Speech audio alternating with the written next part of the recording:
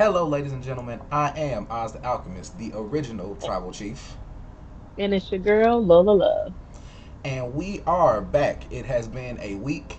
Um, we didn't do it last week, obviously, because I was at Wrestlemania and hmm some other things. But we are back to talk about WrestleMania and the Raw and SmackDown after Mania. So let's get into it. How we normally get into it. How was your week? Um, Hard. Um, One thing about me, I need everyone to know that um I'm a pretty open book and I want to be able to just share that part of me, with everyone else. So I had someone close to me pass away and it hit pretty hard. It happened WrestleMania Sunday. That was another reason being of why we weren't able to do the live for the show. Um, we just, found it best for me to just make sure that I was in a mental headspace. But I'm dealing with it. I'm dealing with it, and I know that he wouldn't want me to be down about it. He want me to keep going. Because we've talked about the podcast and everything that Oz and I are doing with this. He was real proud about that. We grew up together, we were childhood friends, and he knew how much wrestling meant to me, and he was very supportive with everything. So I know that he would want me to keep going, but it hit pretty hard. When somebody close to you passes away, the first thing you go to is denial.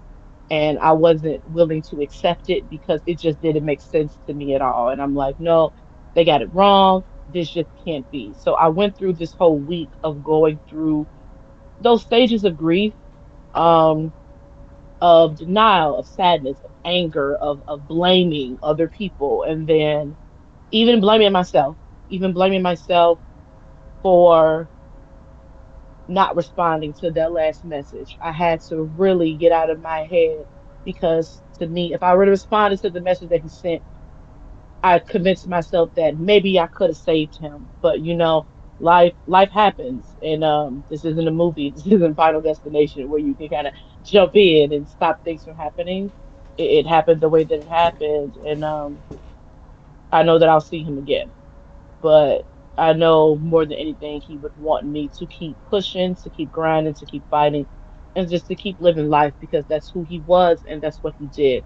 And I don't see a better way than to honor who he was as my friend, um, than to just live life, to take full advantage of everything. So for everybody, just make sure that you hug on your loved ones and make sure that you be there for them in the best way that you can. Like fights over petty stuff and unnecessary beef, bickering, all of that. Let it go. We're only here once. You get one life, and you got to be able to not only live it, but allow those people to live it with you. And I'm grateful of the time that he and I were able to spend. I'm grateful to call him a friend. I'm grateful um, to just being able to be a part of his life. And I would just personally like to dedicate this episode to him. All right. Yeah, that is tough. Like I told you before, I'm not necessarily good at the whole consoling talk. I'm just more of a person that's like I'm here if you need to talk. And yeah, because you know people have I've lost people, and I normally do what I want people to do for me. Just be there. Don't tell me Yeah. all the typical BS of like, oh, it happened for a like, bro, just shut the hell up and just be there. So that's what I Yeah. tend to do. So yeah, I'm sorry that it happened. And Appreciate you. yeah, we gonna keep this pushing. This video, this episode dedicated to him. As far as my week, I was on kind of the upswing. Yeah. To bring a lighter mood, hopefully. Because I went to WrestleMania, I got to experience it. It was a Mhm. wonderful experience. That and NXT Stand and Deliver. Um, and then I got to watch wrestling the rest of the week, and for the most part, I had absolutely no problems this week. I So mean, I'm surprised you don't have, security with you right now, seeing as how you're famous. I mean, you were on TV. I've yes, caught it. yes, I've I seen it. was. As I is the woman, Miss Jada Parker, made her way down the aisle. I was right there, was able to capture him on TV with his sign. Amazing to see. That definitely made my heart smile. Love to see yes, it. yes. First time on WWE TV will not be the last time. I am saying that now. Absolutely not. Hmm. So, with that being the case, let's get into WrestleMania Oh because we got to cover man. that and we got to cover the week after.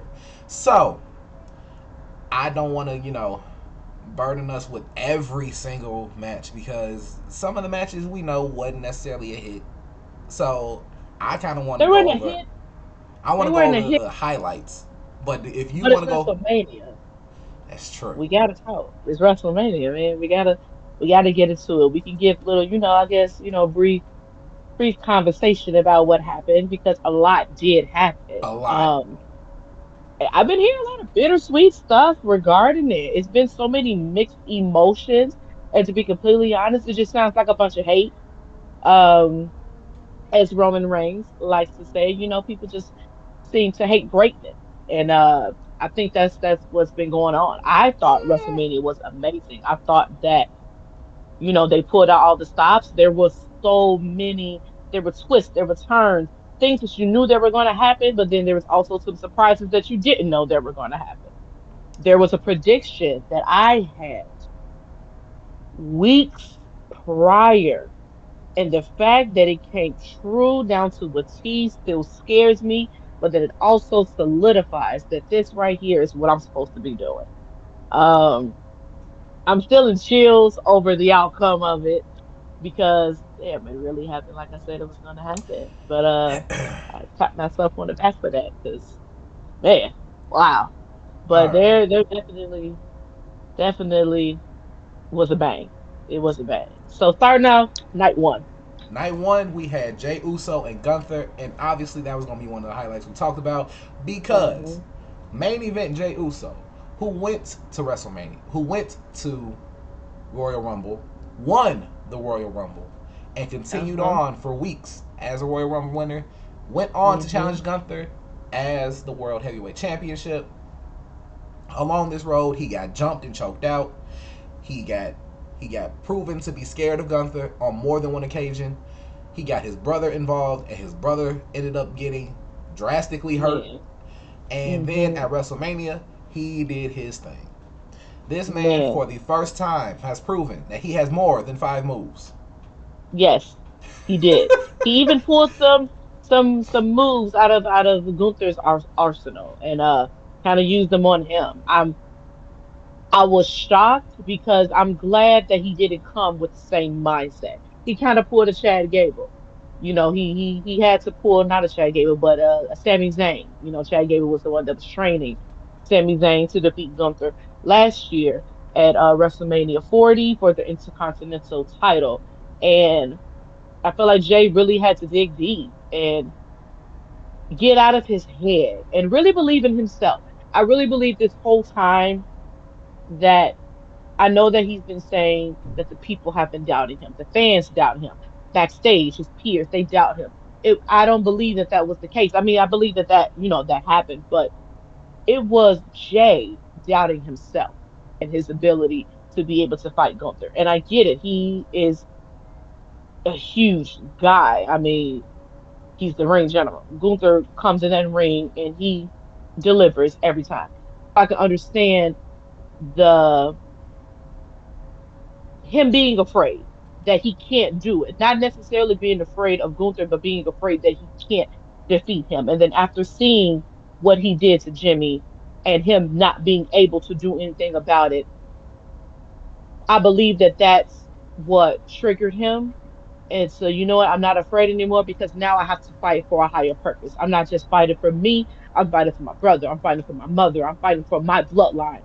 And when it comes down to family, that's something that you just don't play with. And we all know how Jay feels about his family. So for him to dig deep, for him to believe in himself and really push himself because he didn't have anyone in his corner. You don't have Roman, you don't have Solo and Jimmy and the Wise Men. It was you.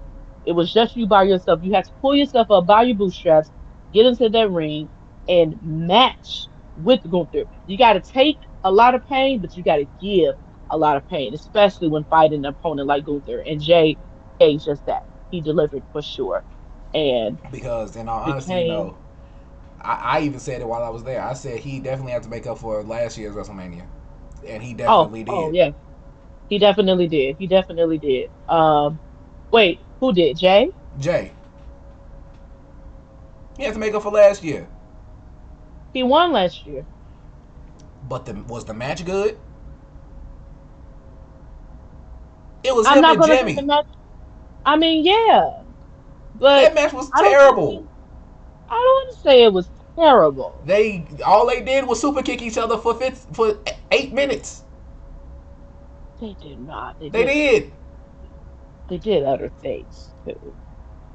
But super kick I think Samoan that Samoan drops and punching Jay for just 8 minutes. relied, no, I think that Jay was just relying on what works. He was relying on what usually works for them.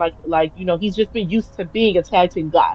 If you've been used to fighting alongside your brother and you never fought your brother, and this is literally the very first time out of over 10 years that you fought your brother, that's a lot to take in because anything that you're throwing at him, he's your twin. You guys have kind of the same move that it's like he's throwing it back at you. So it's like, okay, well, I got to kick you a little harder. I have to do. So I think that he was just, I ain't I trying to hear don't, that. I ain't trying to hear that. man, stop it. I Stop ain't it. trying to hear that. Fact is, he won. Okay. He won Great two that you WrestleManias in won. a row. Great, great. You can get a streak started, but nah, you had to make up for last year, and you did. So, yeet. He did in a major way. He is our new world heavyweight champion. It is rightfully deserved. For Jimmy to be able to come out to celebrate with him, it was amazing to see. I'm not gonna lie. Oh yeah, I shedded some tears. Happy tears, of course. I'm so proud of him, so happy for him. We are now in the Yeet era. Have you seen all the videos of them getting interviewed after he won? Oh yeah. Very interesting to watch, but you know what? I love it. I love it because they're just being themselves. It's just authentic. They're not trying to be. He's not trying to be a a world champion in the suit. He's being himself. Jay's silly. Jimmy is silly. They're goofy, and I love the fact that Jimmy is along with him for the ride, and it's not on some hater type stuff. He's really proud of his brother, and I love to see them like this. Like it's amazing. I pray that one day when I have sons, that they're as close as those two are together. Clearly, they indulge in libations before they have these interviews, That was which a big makes me word you even just more. used. That was a big word you just used, and Yes, yes. Mama's college, mama's I college. wanted to figure out how to say it. I wanted to figure out how to say what they were doing Yes. properly, and thank you for saying it it. was it was wild. The last interview that they did, I had to go back and rewind and like, bro, y'all are toe up, like toe up, and man. It's hilarious, and I think that even the interviewers they find it funny because it's different, it's refreshing, and they're just being themselves. So it's really cool to see. Yeah. So okay. After that, we had New Day versus the War Raiders. Yeah, This is one of the ones that I yeah. wanted to go ahead and just run over real quick because it was what it was. The New Day won the titles. Mm-hmm. I'm pretty sure we said that they were going to win the titles. Because it only made sense. They need the Raw men division and the tag team division needs a shot in the arm, and hopefully the New Day can provide that. Though I'm not necessarily sure if they're going to provide that with the teams that they have because they Mm-hmm. don't really have that many teams. If I'm thinking about it, um, so yeah, they won. I'm glad that Kofi and Xavier Woods won the titles. Oh yeah, rightfully deserved. Rightfully deserved.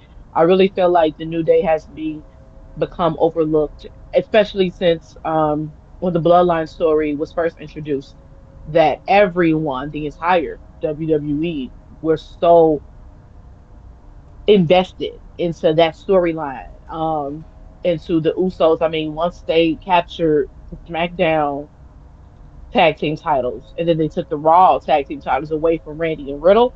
Um, you really didn't pay much attention to the tag team division. You were just banking on, hey, this is just another team that the Usos are just going to defeat because they were undefeated. Like over 600 days, crazy for a tag team. They are the longest reigning tag team in WWE history.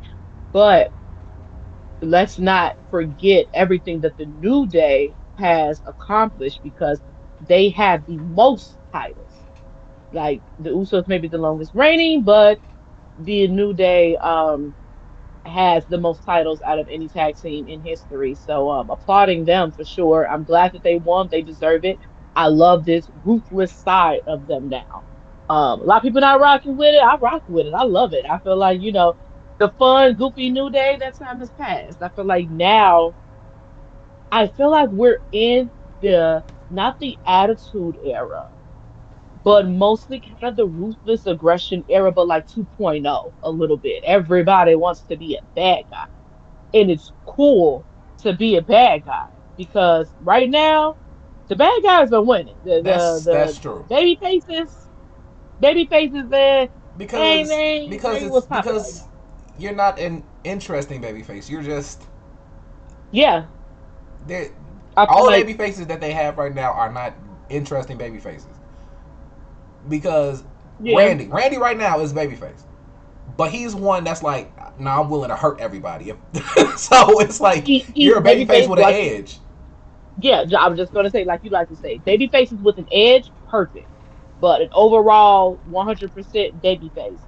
I'll say, especially well right now in WWE. Um, let's see, a baby face that's just the overall baby face. Okay, one of my favorites, Joe Hendry. I feel like he's a baby face, but he's a lovable baby face. I like him. If you're a baby face that Oh, can capture the crowd's attention and you can, you all around, like your theme song is catchy, you get in the ring, you have the charisma, all of that. Perfect. even he has an edge to him a little bit because he be making roast records about all his opponents. Uh, yeah. Yeah, because you don't watch TNA like that, but like he makes roast No. records about all of his opponents, so he Okay. has an edge to him.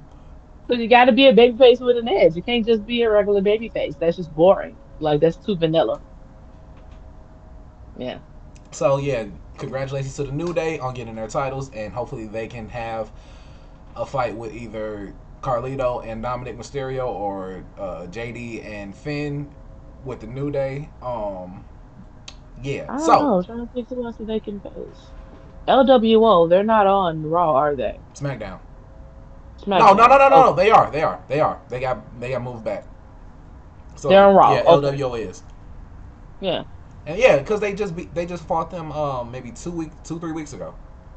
Mhm. Mhm. Um, but let's move on. Jade and Naomi. Jade and Naomi, Ooh, man, ooh, it Miss was Proceed. phenomenal. Caution. That was an amazing match. That was an amazing match. It was Jade it was an has amazing been everything. The working. entrances, everything. Jade has been cutting up at the performance center. You can tell she's been in there night in and night out. She's been grinding, and you can see it in her performance now. I see a change. She's more comfortable in the ring now, Man, when she hit than she was before. that power bomb she hit on Naomi with the switch, like, I oh don't my know what god, that was. It was perfect timing. At first, I'm like, oh my gosh, she's gonna drop her, and she turned around perfectly and just perfect. Jade, perfect. It was perfect. It was amazing to see. They put on a hell of a show. Um, I love that Naomi now is getting the spotlight that she deserves, the recognition that she deserves, because they said it with Barrett a few times over the commentary that they were the big three, but Naomi was being pushed aside as, being part of like, oh, it's two plus the one. It's that. She was really being pushed aside, and everyone really has to step back and look at Naomi's career. She has been a pivotal person in the WWE even after she left. I mean, I can understand her frustration with Jade. I come back, I make my debut at the Royal Rumble. Everyone's geeked about it. No one saw it coming, but you also make your debut. She made her return, but you made your debut. And in a way, because Jade at the time was the hottest free agent, you kind of overshadowed my return. But I wanted to share the spotlight because hey, we're two black women and we're here to do what we need to do. We're here to kick ass. And why not, me, you, and Bianca do our thing. But I believe that once Jade captured the title with Bianca, it's like, whoa, uh the same title that I gave up and left, and now you capturing it and y'all two taking it to bigger heights. Who do you think you are? I paved the way. I paved the way for that to even happen for you, me and Sasha. So for you to come in and you're kind of, it. I'm not going to say got it easy because Jade's Jade, but I think that's what Naomi was feeling, and this whole transformation with her is amazing. The feud she has with Jade is amazing. I'm loving this work that they're doing with each other. I didn't know how it was going to go as far as with Bianca not really in the mix. Like, can Jade hold her wrong? Because I noticed when Jade first came, even when they would stand in the ring and they would have a photo op or whatever after a promo. It was Bianca, if you notice, she would spot her. She would tell her, Jade, come back, stand here. I can, I would read her lips, and I can hear her kind of, okay, because it's different. To me, WWE is the big leagues. It's totally different with AEW. It's like now we have angles, we have these cameras here. It's all of that. So I believe that they were helping her be a little more polished. But now that she's gotten that down pat and she's been at the performance center, she's ready.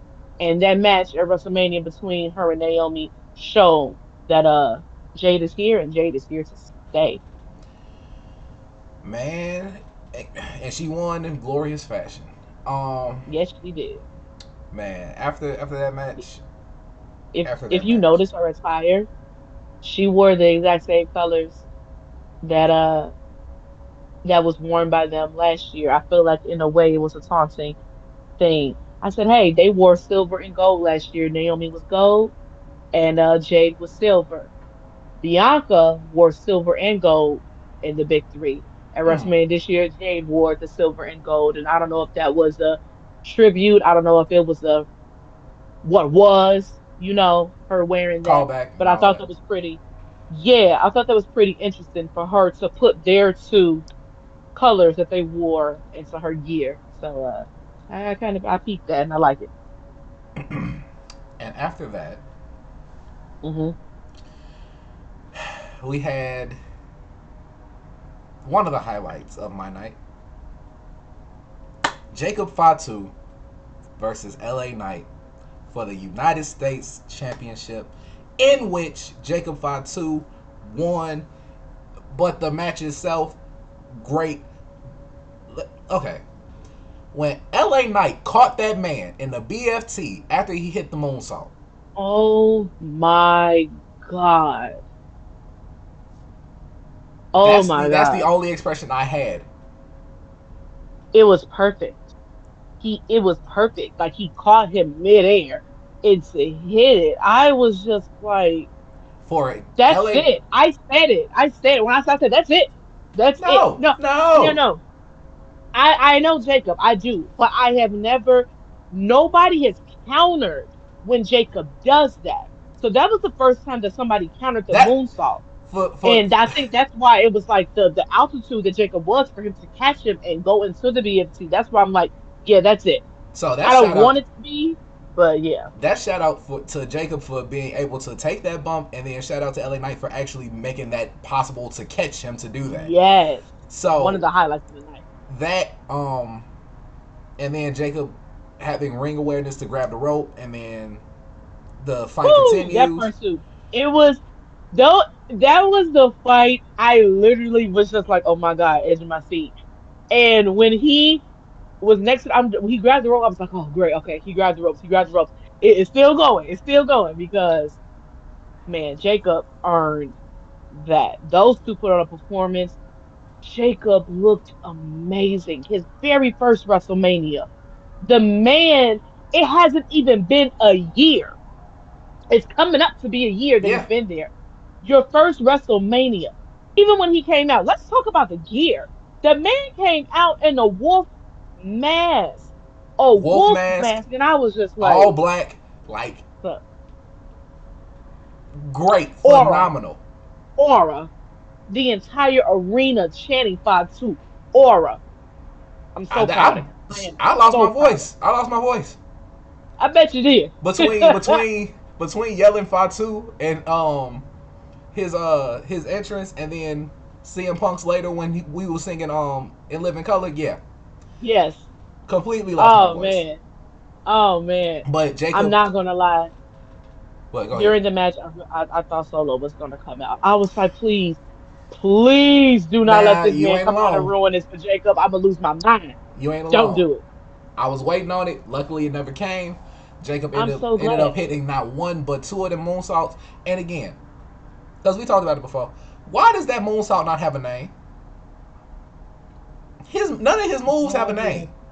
No idea. No idea. I think they're working on it because when it comes down to Jacob, and I believe we're going to get it now. I believe we're going to get it now that he's become a champion because you have to. You have to have a name. And I think that I really truly believe that Jacob is a perfectionist. Look at how he is in the ring. I mean, Jacob was in the Indies for a minute, so you have to be able to perfect that craft. And I think that for him, the name has to be perfect. It has to stand out. It has to capture your attention. And I believe they've probably been shooting names at him, behind the scenes in the writer's room, and he's been turning them down. Like, no, that's not it. Come to me when you got something better. I believe that because his ring ability, his presence, his mic work. Jacob is the ultimate superstar. He is the entire package. I cannot wait till one day when he becomes the WWE champion because he's going to take it to a whole nother level. Um, And what's and he's crazy is, already he has time to do it. He's only he 32. has time to do it. He He's has time only to do it. 32. We're the same age. It's kind Yeah. of like, he has a lot of time to do. He's still young.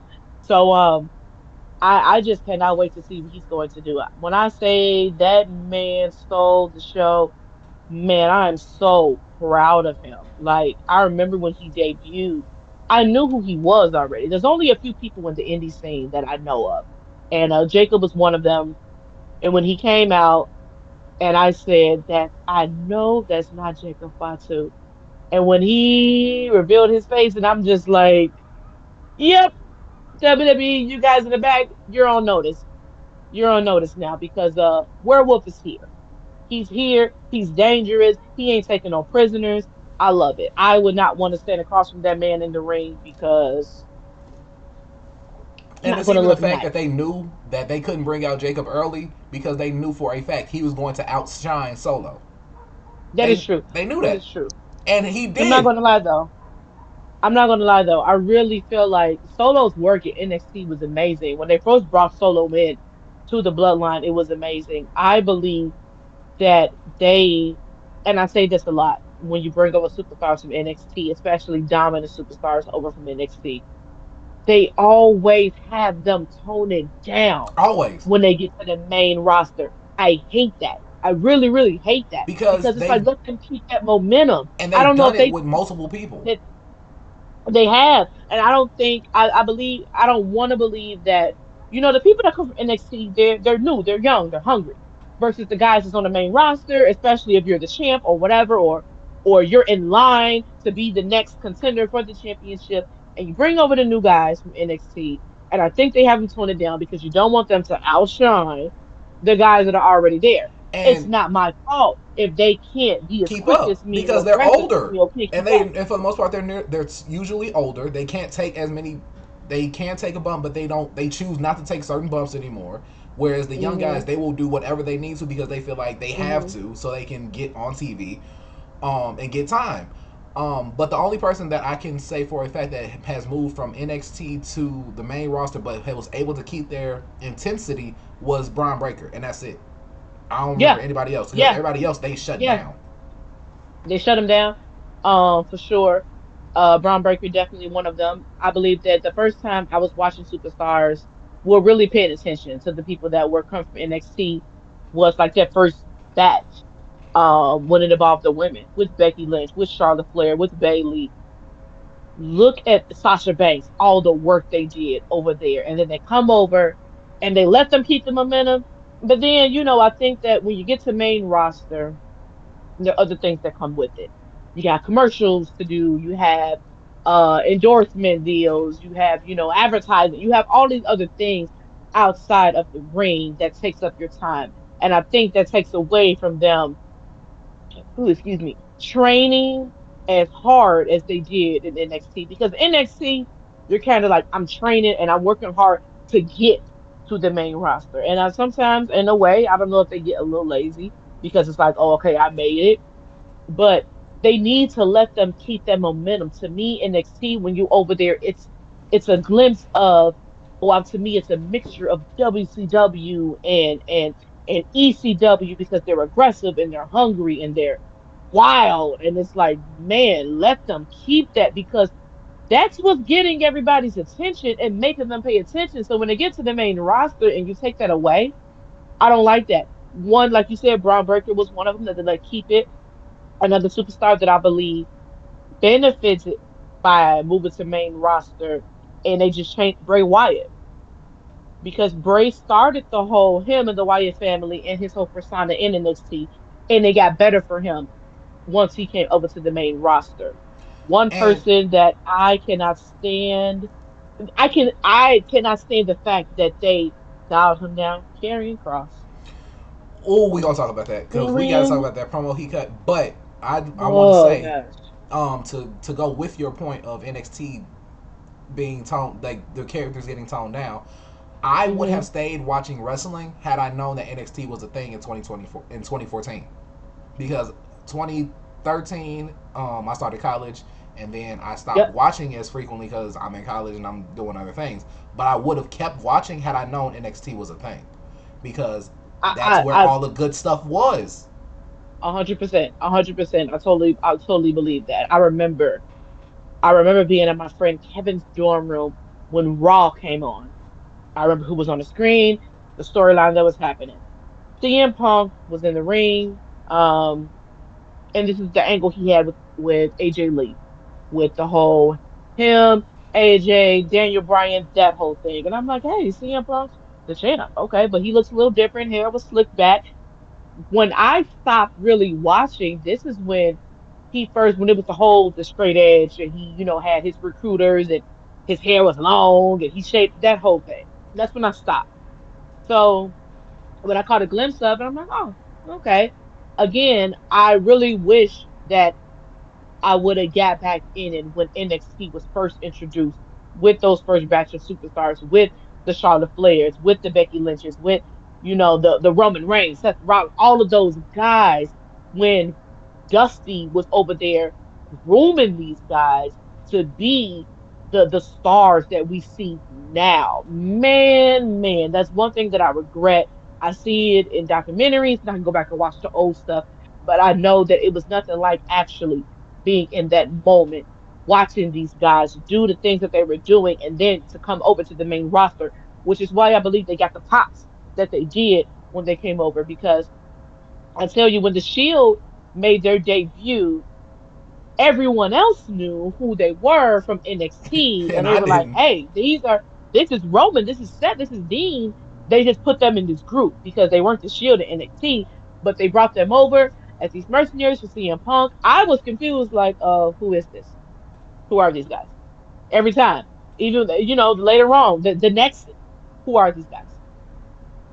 Joe know them, Well, but Nexus they're from came. Nexus came before them, I believe, and that was when NXT wasn't um, good. It was just yeah, like a yeah. reality They came thing where they before them. was doing what they needed to Yeah, do. Um, this is but, what but the they was what doing Ryback and all of FCW them. was that before NXT. That's But what it was, yeah, FCW. But when NXT came along, Triple H birthed that. I really wish that I was watching it when they were there, when the Rhea Ripley's, were first coming onto the scene. That's when I got Damn. that's when I had found out about it. That's how I learned about Aleister Black. That's how I learned about Rhea Ripley, because I saw her go through her change, her metamorphosis. Because at first she was like Charlotte, when the long golden blonde hair and the Yeah, she red looks red so tights, different, and and then she shifted into the punk rock chick that she became. It's like that's and she won the championship against Shayna Baszler, and I think that was the last mhm, NXT based thing that I watched for a mhm, while, and then I came back mhm, into wrestling. So yeah, I got to yeah, see all these people like shift and grow certain, in a pocket of time.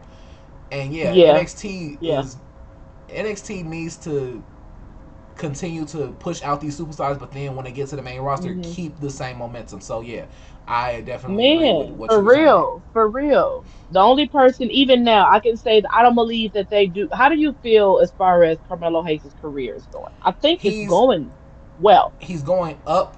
Um, Putting him with the Miz is the best especially, thing, yeah, the but man, especially since putting him with the Miz. he's on his way. It's a matter of putting him in positions to have matches where he's going to be great. Because he hasn't missed Hmm. on any of his matches, no pun intended. Um, but his character work does need some work, and putting him with the Miz will definitely give him that, and it has, because I do like him a little Yeah, bit more than I have. I do. Um, The promos, excuse me, the promos are hitting.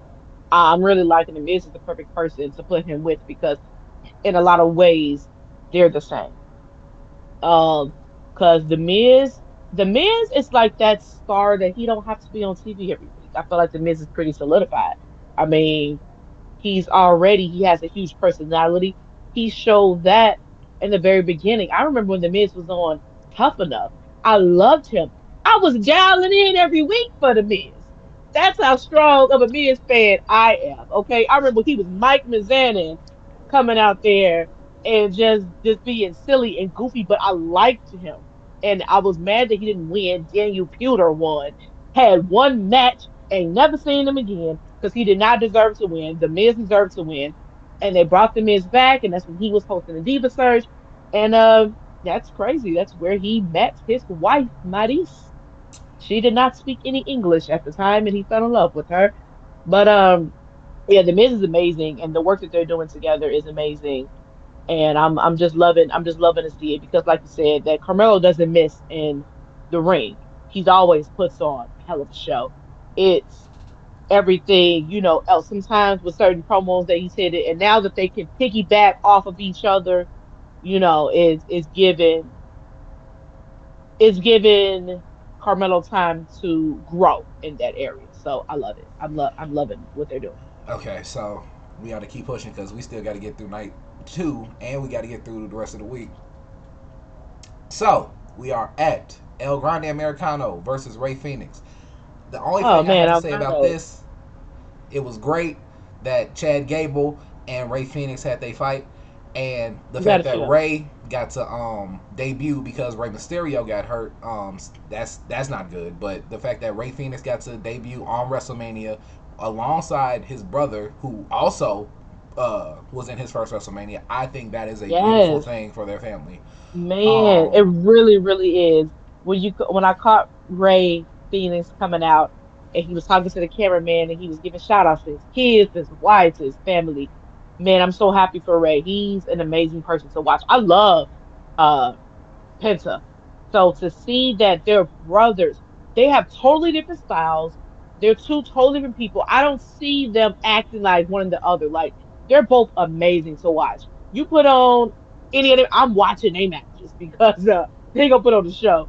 And Ray Phoenix definitely put on one hell of a show against El Grande no, no, no, Americano. no, no, no. Um, Say his name. Say his real name. Chad Gable. That was Chad Gable. I wasn't gonna say Shaq. Yes, you was. You was gonna say No, Chad I Gable wasn't. because that's his No, I name. That's who wasn't. that is. That's That's not Shaq exactly who Gable. that is. There is no proof. If that's Shad Gable, then show me that that's Shad Gable because Okay, I put don't them both see in the anything same room. from him. I mean, they can be. They can't. We've seen it. We've already seen it. They were both there with He paid that security man. He paid that man. cocktails He paid around that there. man. He They paid that took over man. in their house, That is not and Chad. That Chad was framed. so Okay, they so so we they already arrested know him and he let had him a come lot of back. things. That's like saying They arrested him and that let him come back. Hulk Hogan is the same person as Mr. America. Okay, because they're not. I remember back when I was a kid, I this had to be around maybe 2004, I want to believe. And it was Hulk Hogan was fired by Vince McMahon, and then this new guy was signed named Mr. America. Stephanie McMahon was the general manager of SmackDown. She signed him. Vince was hell bent on proving that Mr. America and Hulk Hogan were one and the same. So he had a lie detector test being administered in the middle of the ring, and they asked him the burning question, "Are you Hulk Hogan?" He said no, and it came out that he was telling the truth. Vince did go on to say, "You know what? Hook me up to the machine." And they asked him questions, and then they asked him, "Is he, egotistical, crazy, maniac, power hungry?" And he said no, and turns out that he was lying. Then he goes on to say he's not a pervert and he was lying. So you know what, Chad Gable, I'm so sorry that you are being framed for being Americano because I know the truth and it's not you, Chad. Man, It's whatever, not you. whatever. But Why would he waste his time putting on a whole match to be someone else? He can be Chad. That's the thing. What is Chad? You know what? He's not. Why would he be afraid to face anybody and have to put on a mask and a suit to be someone else? I mean, look, doesn't make any sense. we got more to talk about. I'm not finna Yeah. keep letting you lie. And he won. And he won. He won And by he cheating. won in He won his by cheating. debut. I mean, I want to hear that. He won. He won in his debut, and it was amazing to see, man. Like, wow. Wow. He put on one Whatever. heck of a show. I truly believe though with Ray, excuse me, Ray being injured, I don't think that Ray was really injured. Oh no, I honestly he was believe for sure injured. was he? Yeah, on SmackDown, whatever he did, when he came down, whatever happened, he did Yeah, because he something didn't have a match the night to before. his groin, like he pulled his groin or something. Oh, So yeah, he got hurt I for real. okay. I This thought wasn't a that he Bailey situation. This was real. no. I thought no. I thought that Ray made the decision not to compete because of Dominic's match, and I thought that he wanted Dominic to have that shine of this WrestleMania being completely on him rather than him taking. I mean, because you're gonna come see Ray, but it's like I thought he wanted him to have that WrestleMania be all about this Mysterio and not me. I thought he That was doing a selfless act. that would be interesting, but nah, he got hurt for real. Oh, okay. Well, speedy recovery to you, Ray. All I hope right, that you get better, get well soon. now let's talk about what I'm sure was your favorite match on night one. Well, second favorite, if anything. Tiffany Stratton versus Charlotte Flair. You gonna go there? You gonna go there? My favorite match. You know, Okay. Yeah, you yeah, love yeah, Charlotte, and I was rooting for Charlotte. I was hoping that she was gonna win because for the You majority know of what? this beef, Charlotte was whooping her ass, and I think that she should have won. She definitely was. She definitely was. I said it before and I'll say it again. Charlotte was screwed, and she was. I believe this is the first time that they decided, and I'm very upset. They used Charlotte Flair and her comeback to put Tiffany over. I mean, I believe that Tiffany was already over, but I think that this was more of a we have to solidify her being this top star because, like Tiffy said, there's been so many comparisons to, hey, you could be the next Charlotte Flair. You don't match up to Charlotte Flair. It's been that. So now we have the woman herself. She's been hearing this for over a year. Charlotte has been out for a year, so you haven't had a chance to face her. Now she wins the Royal Rumble. Okay, I'm sorry, everybody knew that Charlotte was gonna win. But I think a lot of people were shocked, but happy if you're a Tiffy fan that Tiffy I won. But I think, like you said, everybody knew that Charlotte already was beating her when it came down to the promo work. Cool, eating her up for weeks. Then I think that it was a given that it's WrestleMania. Charlotte's not letting a WrestleMania match, just slip through her fingers without a fight. And to be completely honest, when I go back and watch that match, because I wanted to make sure that I was just calling it down the middle. Do I enjoy Tiffany when she fights? Yes.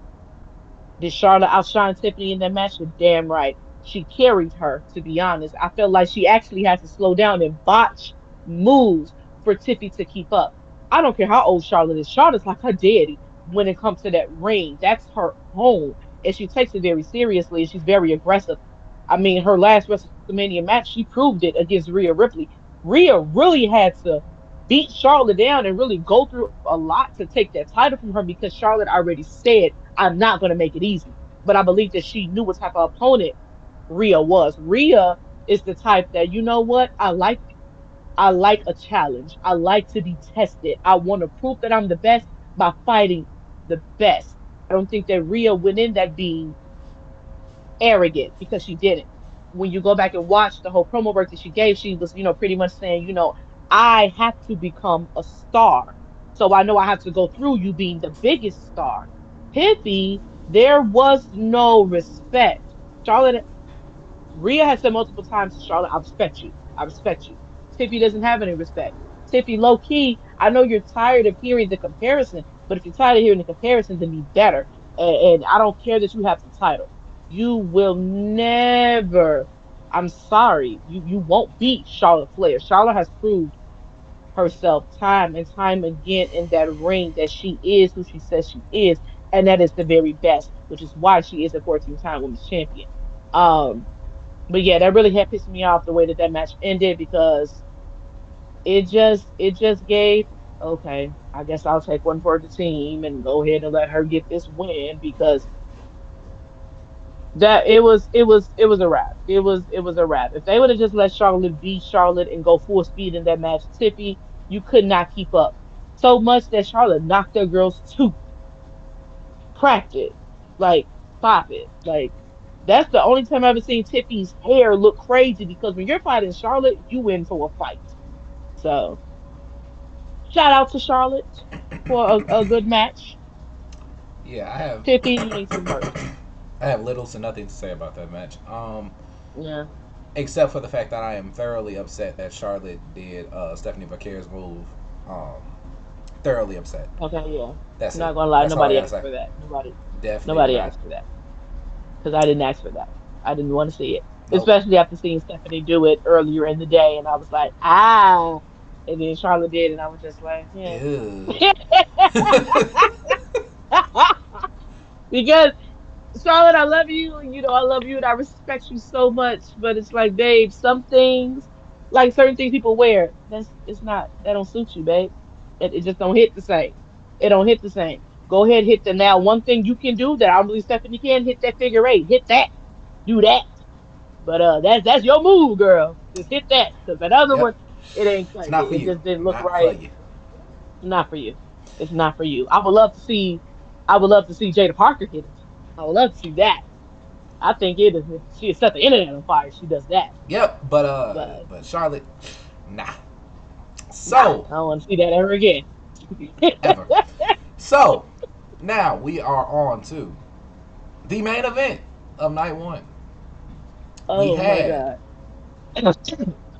Seth Rollins, CM Punk, Roman Yes. Reigns. Seth came out first, followed by Roman, followed by CM Punk. CM Punk Roman. had the best entrance.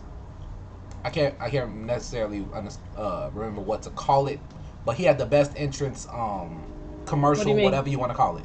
The thing where it was basically like his first promo versus him now and him repeating it to himself and all that stuff. Oh, on the I want to say I don't want to say it was a promo because it wasn't a promo. I guess you can Vignette, say vignette, vignette. That's what it is. Vignette. That's what it's called. yeah, yeah. So When he I had tell that. you, I've been watching that all week. I literally have been watching that all week. It literally makes me cry. But it's again, you guys know I'm an emotional gangster. But it's a good cry because you when you have a superstar that you see and this is your one of your guys and you rock with us as you a kid, but you don't really think back sometimes because you're in the moment. That video took me back to being a kid that I kind of low key forgot about the eras that CM Punk gave us. like the different stages of his career, his debut, his ECW run, all of that he gave us. And I'm like, I know that you and I both stopped watching it at a certain point, but I remember his his eras that he was in. Like, and that just brought me back. The song itself, that's when I really started crying. That they had it going, with the piano, and then when it picked up and the music hit, man, I'm just bawling like, oh my God, CM Punk, you really were a part Have of my been here. childhood. You really have been here forever, regardless that you left for 10 years. Never stopped chanting your name, never stopped loving you, and you were a very significant part. I thought about playing video games with my brothers, and my character I created had CM Punk's interest music every time. Every time. Like, no, that's my guy. That's the Cause music I'm using. I and that love music, him. when that music hit, like when that music hit, it chills. Oh, my chills.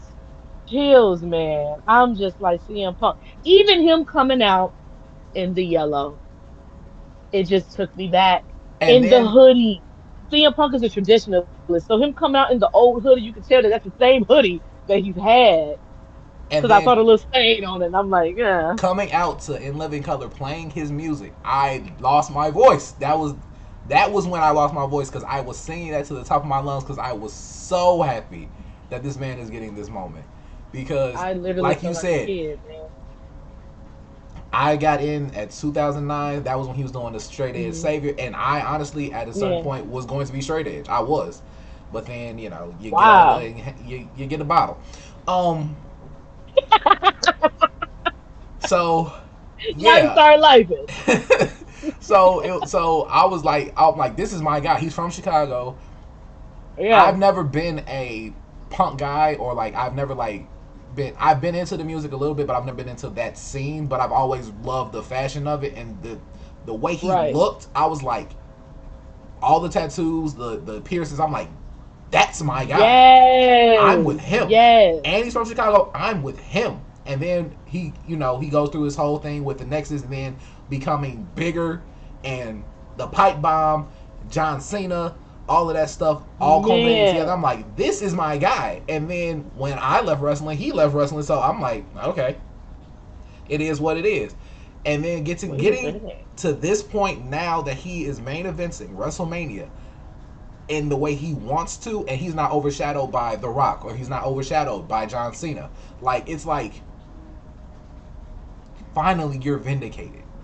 You're vindicated, and I love this for him. You just I said what I made a said, valid point. And no, you did. But now I just thought about it. You ever hear something and you kind of get a revelation or you get an epiphany?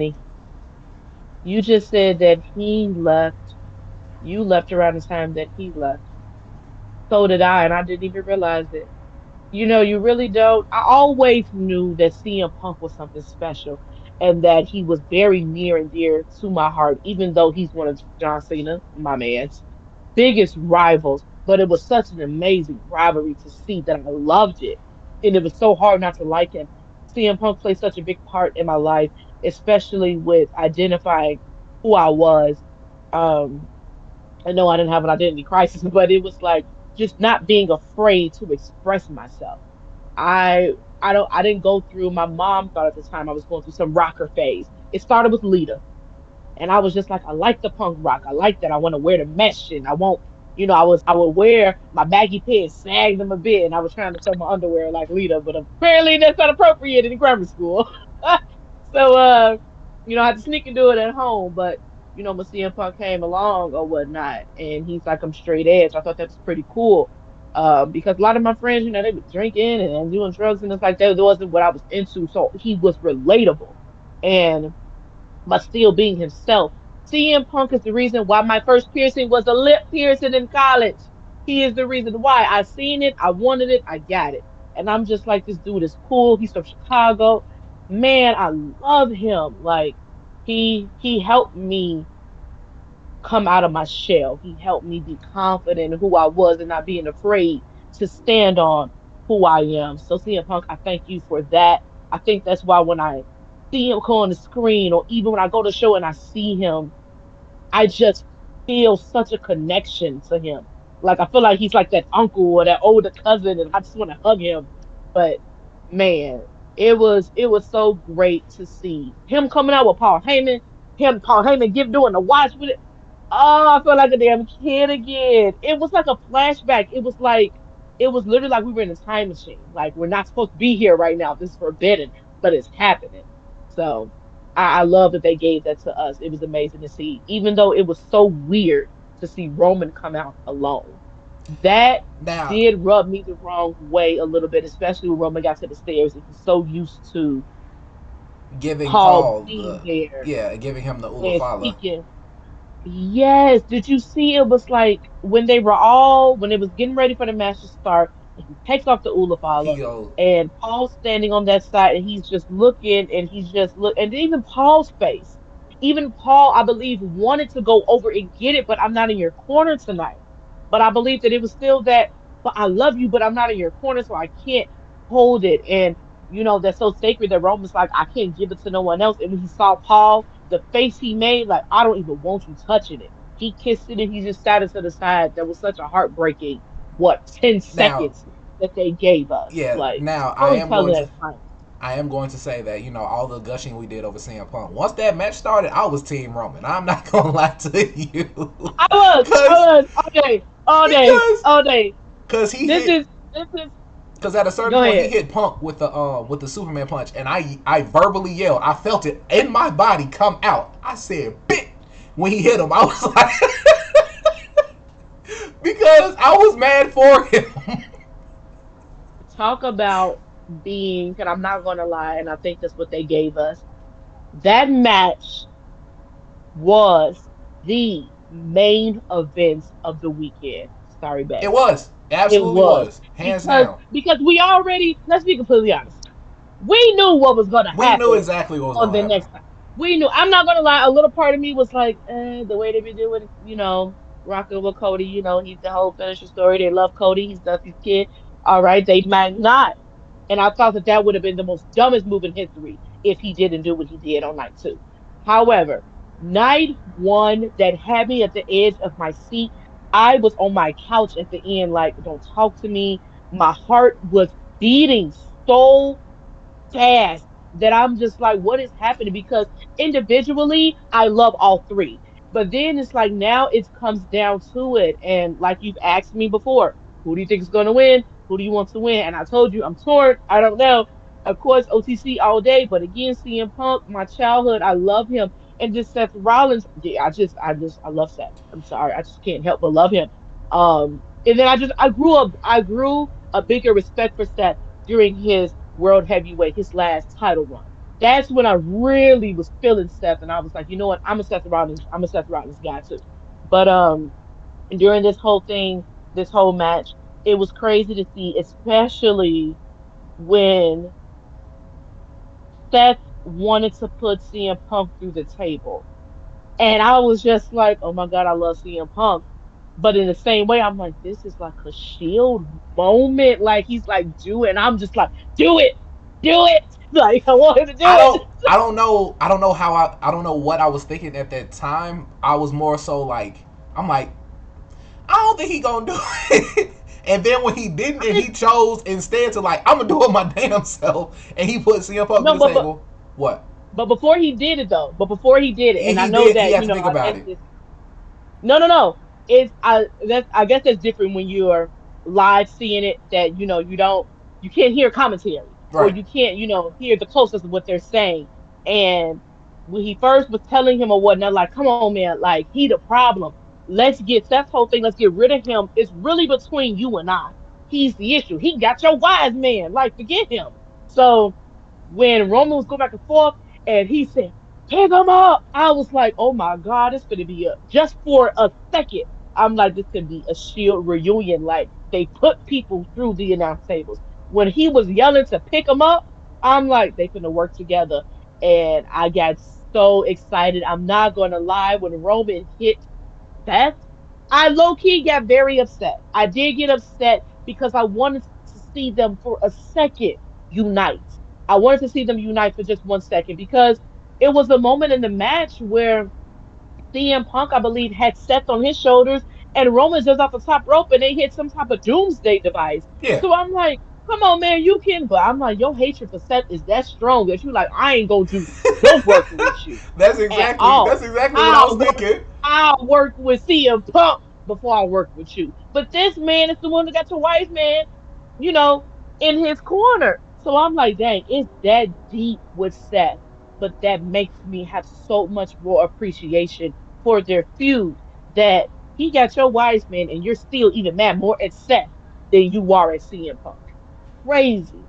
That was the greatest triple threat match I have ever seen. To me, that was equivalent to if we ever could have had it back then to Triple H, Stone Cold, and The Rock in the match. We never got it, but that is as close as we are ever going to get to having such a classic match with three iconic superstars. And the Like that's as close as cleanest we're going to get. and the cleanest part of it to me was when they all hit their finishes on each other at literally within seconds of each other. So Man, I want to say man, Roman man. speared Punk or something along them lines, and then Punk. I can't remember the sequence of how it went, but I know that Seth got GTS, Wait, bounced off the hold on, ropes. hold on. I'm trying to remember too. He speared him. No, when he speared him, he got GTS. No, did he get GTS first? No, GTS was second. So yes, it was spear, GTS, stomp. Yeah, that When he whole speared, sequence. yes, because who did he spear first? Was it CM Punk? Yeah, it had to be I CM think he Punk. speared CM Punk, but I think CM Punk went back or down and got back up and was able to counter into the go to sleep. And then Seth Rollins went back on the ropes, came up, and then the stomp. Yep, But and they but all was just laid out. That was beautiful the sequence. perfect, beautiful sequence because it just set it up for the biggest, and I don't want to say betrayal, but the biggest shocker of the night. Even though this is what I said when I said that I knew it was coming, and I said this that this is going to happen. He got the chair. Everybody's like, Paul, what are you doing? I thought that Paul was just going to push it in the middle Yeah, and and let then them they were figure it going to out. fight. They were going to figure it out. To me, that would have been like, you know what? Whoever gets it, whoever grabs it. And I thought they were going to, fight over it. But then he gave it to Punk. Roman's face. Roman's face literally brought tears to my eyes because that's when I knew, like, Paul made his choice.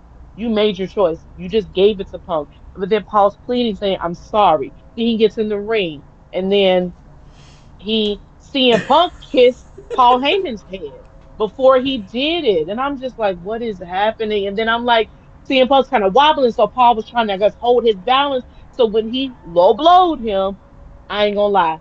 I was clapping, clapping, clapping. Love you, CM Punk. But I said the wise man is back with the tribal chief where he belongs. And when Paul was yelling at him, saying, you made me choose the week before, and I want to say the night before, maybe that Monday before.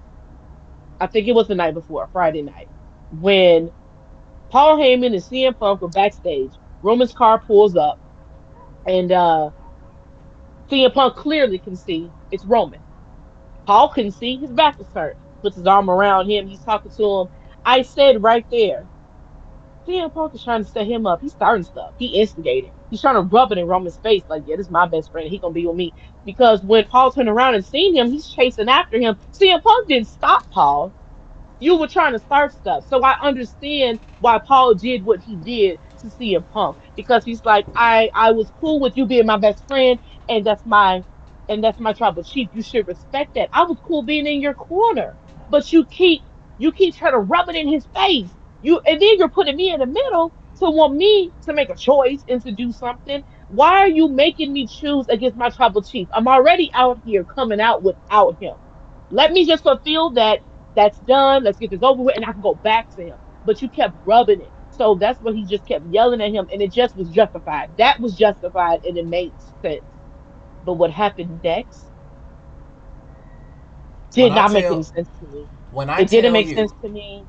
It still doesn't. when I tell you my whole demeanor as I was leaving was just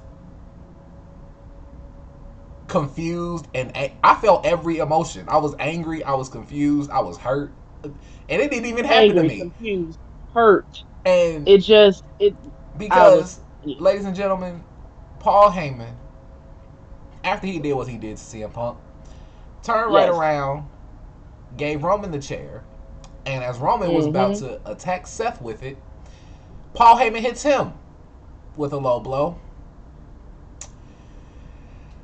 and I that can't even. instantly reignited the hate that I had for Paul Heyman, because I had hatred for him when he was CM Punk's guy the first time and Brock's guy, and I hated him. Hmm. And this only reignited it. However, I can't say that Paul is necessarily wrong for what he did and how he went about it, because if we're being I want to honest, touch on it. Go ahead. because if we're being, we might as well. Because if we're being honest, CM Punk put him in that position. So you put Yes. me in this position to screw Hmm. over Roman, knowing that I'm going to have some backlash to this. You're not being my best friend. You're just you're trying to get over and using me to do that. So it makes sense for him to do that to CM Punk. Yeah. Roman, that Raw before WrestleMania, you mushed him in the face. You pushed him down out of anger, and then beyond that, last year, you left me for a good number of months to be terrorized by Solo. I got put through a table because you wouldn't show up. So, with all that being the case, I could see him being mad at Roman for what he did, for all of that I can. stuff. But if there's Okay. anything else that I'm missing, please let me know. But yeah, I don't think Paul betraying them is necessarily I'll say wrong. this is But it because this is the thing. This is the thing, and I'm really trying to get into Paul Heyman's head to understand everything that's going on. I even watched the podcast, Pat McAfee's show that Paul was a guest star on to hear his side of the story. He says he didn't betray neither one of them. Okay. He said this also before the match itself. He's loyal to both of them. He's never going to be disloyal to them. I believe he was not. He did fulfill his duty and doing what he said he was going to do for CM Punk. I said that I was going to be in your corner. I walked you down, blah, blah, all of that at WrestleMania. I did all of that. The in between is what Paul did not sign up for. I did not say that I was going to help you betray my tribal chief. I did not say I was going to be disloyal to him, that I was going to help you, beat him up or, trick him or any of those things. Okay, he did not. That's why I say that everything that happened with CM Punk was justified. However, when it comes down to the tribal chief, when it comes to Roman Reigns, it's so many angles that you can go as far as trying to figure out if this justification makes sense with Roman. Now, at first I said, yeah, you left him. But then I thought about it. Why was Paul even still there? You're my wise man. Why were you even there with Solo and with Jimmy? I mean, when they were brought into the fold that first night after I lost my title, you showed up with Solo and with Jimmy. You just showed up with me. Why are you there? You clearly you didn't talk to me, so I don't understand why you were even there. You were going off Solo's word. You act like you were so afraid. I mean, Solo wasn't dragging you to the arena, so I really don't understand why you were even there. I mean, even the first night after he took Jimmy out and brought in Tamatanga, you could have left, Paul. Why were you still there? You didn't have to be there. I didn't tell you to be there. You didn't talk to me. You're going off of what Solo said, and then Solo tells you I'm not coming back. Come on, man. So, okay, you get put through a table. Now, let's just be completely honest. When a king falls, especially a king with a reign as powerful as Romans, of course I you're going see to what be you gone did for a there. little bit. I mean, yeah, of course you're going to be, away for a little bit. You're trying to collect your thoughts. If you go back to that WrestleMania last year and see how devastated Roman was, the tears in his eyes, the rocks, and Paul's, the embrace that Paul gave him at the very top of the stage after Cody won. Roman's crying in his arms and he's just holding him. So you know this really took a toll on Roman. Not only that, Roman got his Ulafana stolen. So it's like, oh heck no, ain't no none of that. Like Paul, you shouldn't have been there, but you were there. And then when Roman returned, he made sure that you were good. And my thing is, you could have, if you felt that way about Paul being, if you felt that way about you being put through a table and you felt like the tribal chief didn't have your back, you still showed up when Roman needed you at war games. So you still had an allegiance to the tribal chief. You didn't you didn't bring this out to say, well, I'm not going to bring in CM Punk. I'm not going to be there because I got put through a table. You kind of let it go because your tribal chief is back now. And you aligned yourself with him once again when he faced Solo. The very first Netflix episode, you were there to and share that with him. You were there as his wise man. All of those steps, Royal Rumble, you were there. You know what I'm saying? So it's like you never took away your allegiance until it was convenient for you. And then you have to understand, why did Roman shove you? Why? He didn't shove you just because. It was for a reason. Because you were making a choice. Even though he didn't like what Seth Rollins was saying, what Seth Rollins told him the Monday before WrestleMania was completely true. Why are you choosing CM Punk over me? Roman said it himself. This is a favor that you owed. Because it seems like in this whole ordeal, you being in his corner screws me. Why am I getting screwed? I don't owe him a favor. You could have did something else. It could have been a different thing. You already got him in the main event. I mean, you could have said no, but you didn't say no. You didn't say no. And then you still could have had that talk even with me, but it's like you're still throwing it in my face. Every chance you get, you're around, you kissing him on the forehead. I don't want to see that. You don't even do me like that. So it's like, in a way, I understand why Roman did that because now I feel like you're untrustworthy. I feel like you're untrustworthy. CM Punk is already throwing around these, for weeks, this shade, oh, thank you for delivering your tribal chief on a silver platter. Roman looking at him, what the hell he talking about? Boom, CM Punk hit him. Did you have something to do with that? I come to SmackDown. Y'all hugged up backstage. What is this? You supposed to be waiting for me to arrive to the arena and you hugging up on him again. Like what is happening? So I understand why Roman felt like you already making a choice and you're choosing him before me. I didn't beat you up. I shoved you down because it's like, ain't no, I acknowledge you. Sorry, my tripod is acting weird right now. But ain't no, I acknowledge you because you weren't acknowledging me during that time. Right then, you should have been putting boundaries. Yes, Punk, I'm going to accompany you to the ring, but the whole disrespecting my tribal chief, especially because I still have allegiance to him, Paul should have been neutral. Paul should have stood up to CM Punk to let him know what it was. He was acting scared, which is why Roman, when I went to go see, he's like, "What are you crying for? Keep it 100." Even when he was crying, when he told Roman, "I can't tell him no," Roman took out his handkerchief and was wiping Paul's tears before CM Punk hit him again. It's that you keep allowing him to beat me up, but you're not checking your best friend. You allowing it to happen. So when Seth said what he said, he made a lot of sense. Why are you choosing him over me? Because that's what it's looking like. So I don't, his whole betraying Roman still don't sit right to me. And then I have to think about what Michael Cole said. You hopping on the next big thing, the thing that's cooking. Not saying Roman's not, but Seth is a hot commodity as well as the next person that he recruited. So it's like, what is happening right now? Now all of a sudden you have no allegiance to Roman, like it just doesn't make any sense. And I feel like he has a lot of explaining to do in regards to that. CM Punk's black and white, we totally understand it. Roman's is not because Roman brought you out of obscurity. Roman brought you to the island of relevancy. Roman made you relevant again because who left you, Paul? Brock left. Where were you going to go? Where was your career at that time? Roman was hot. He was hot. He was a ticket. And what he do? He brought you in to accompany him. He did the exact same thing that Triple H did back in 2000 I want to say 2003 when Evolution. came aboard. And before Evolution was created, Triple H brought in Ric Flair.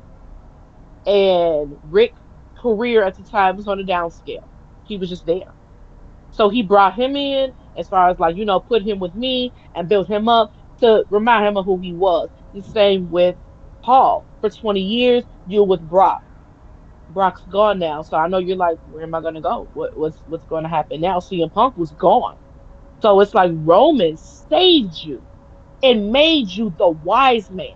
Roman is one of the reasons, I don't want to say that Roman is the reason, but he's one of the reasons why Paul's work was He's the reason solidified that his even stock went more. up. He's the reason it went up. He's the reason why, you were even stamped to be put into the Hall of Fame. Like his run with Roman made Paul bigger and larger than life, bigger than with CM Punk, bigger than with Brock Lesnar. You got to see range because he was a different superstar. Because this is a different time. It was totally different. I've never seen Paul be with another superstar the way he was with Roman Reigns. I acknowledge you the way he looked at Roman, like he was in awe, like he bowed down to him, like it was. They had a mutual respect. It was like Roman was the son that he always wanted, and and it really hurts to see him do Roman the way he did. But like I said before, and like I said that was going to happen, that history repeats itself.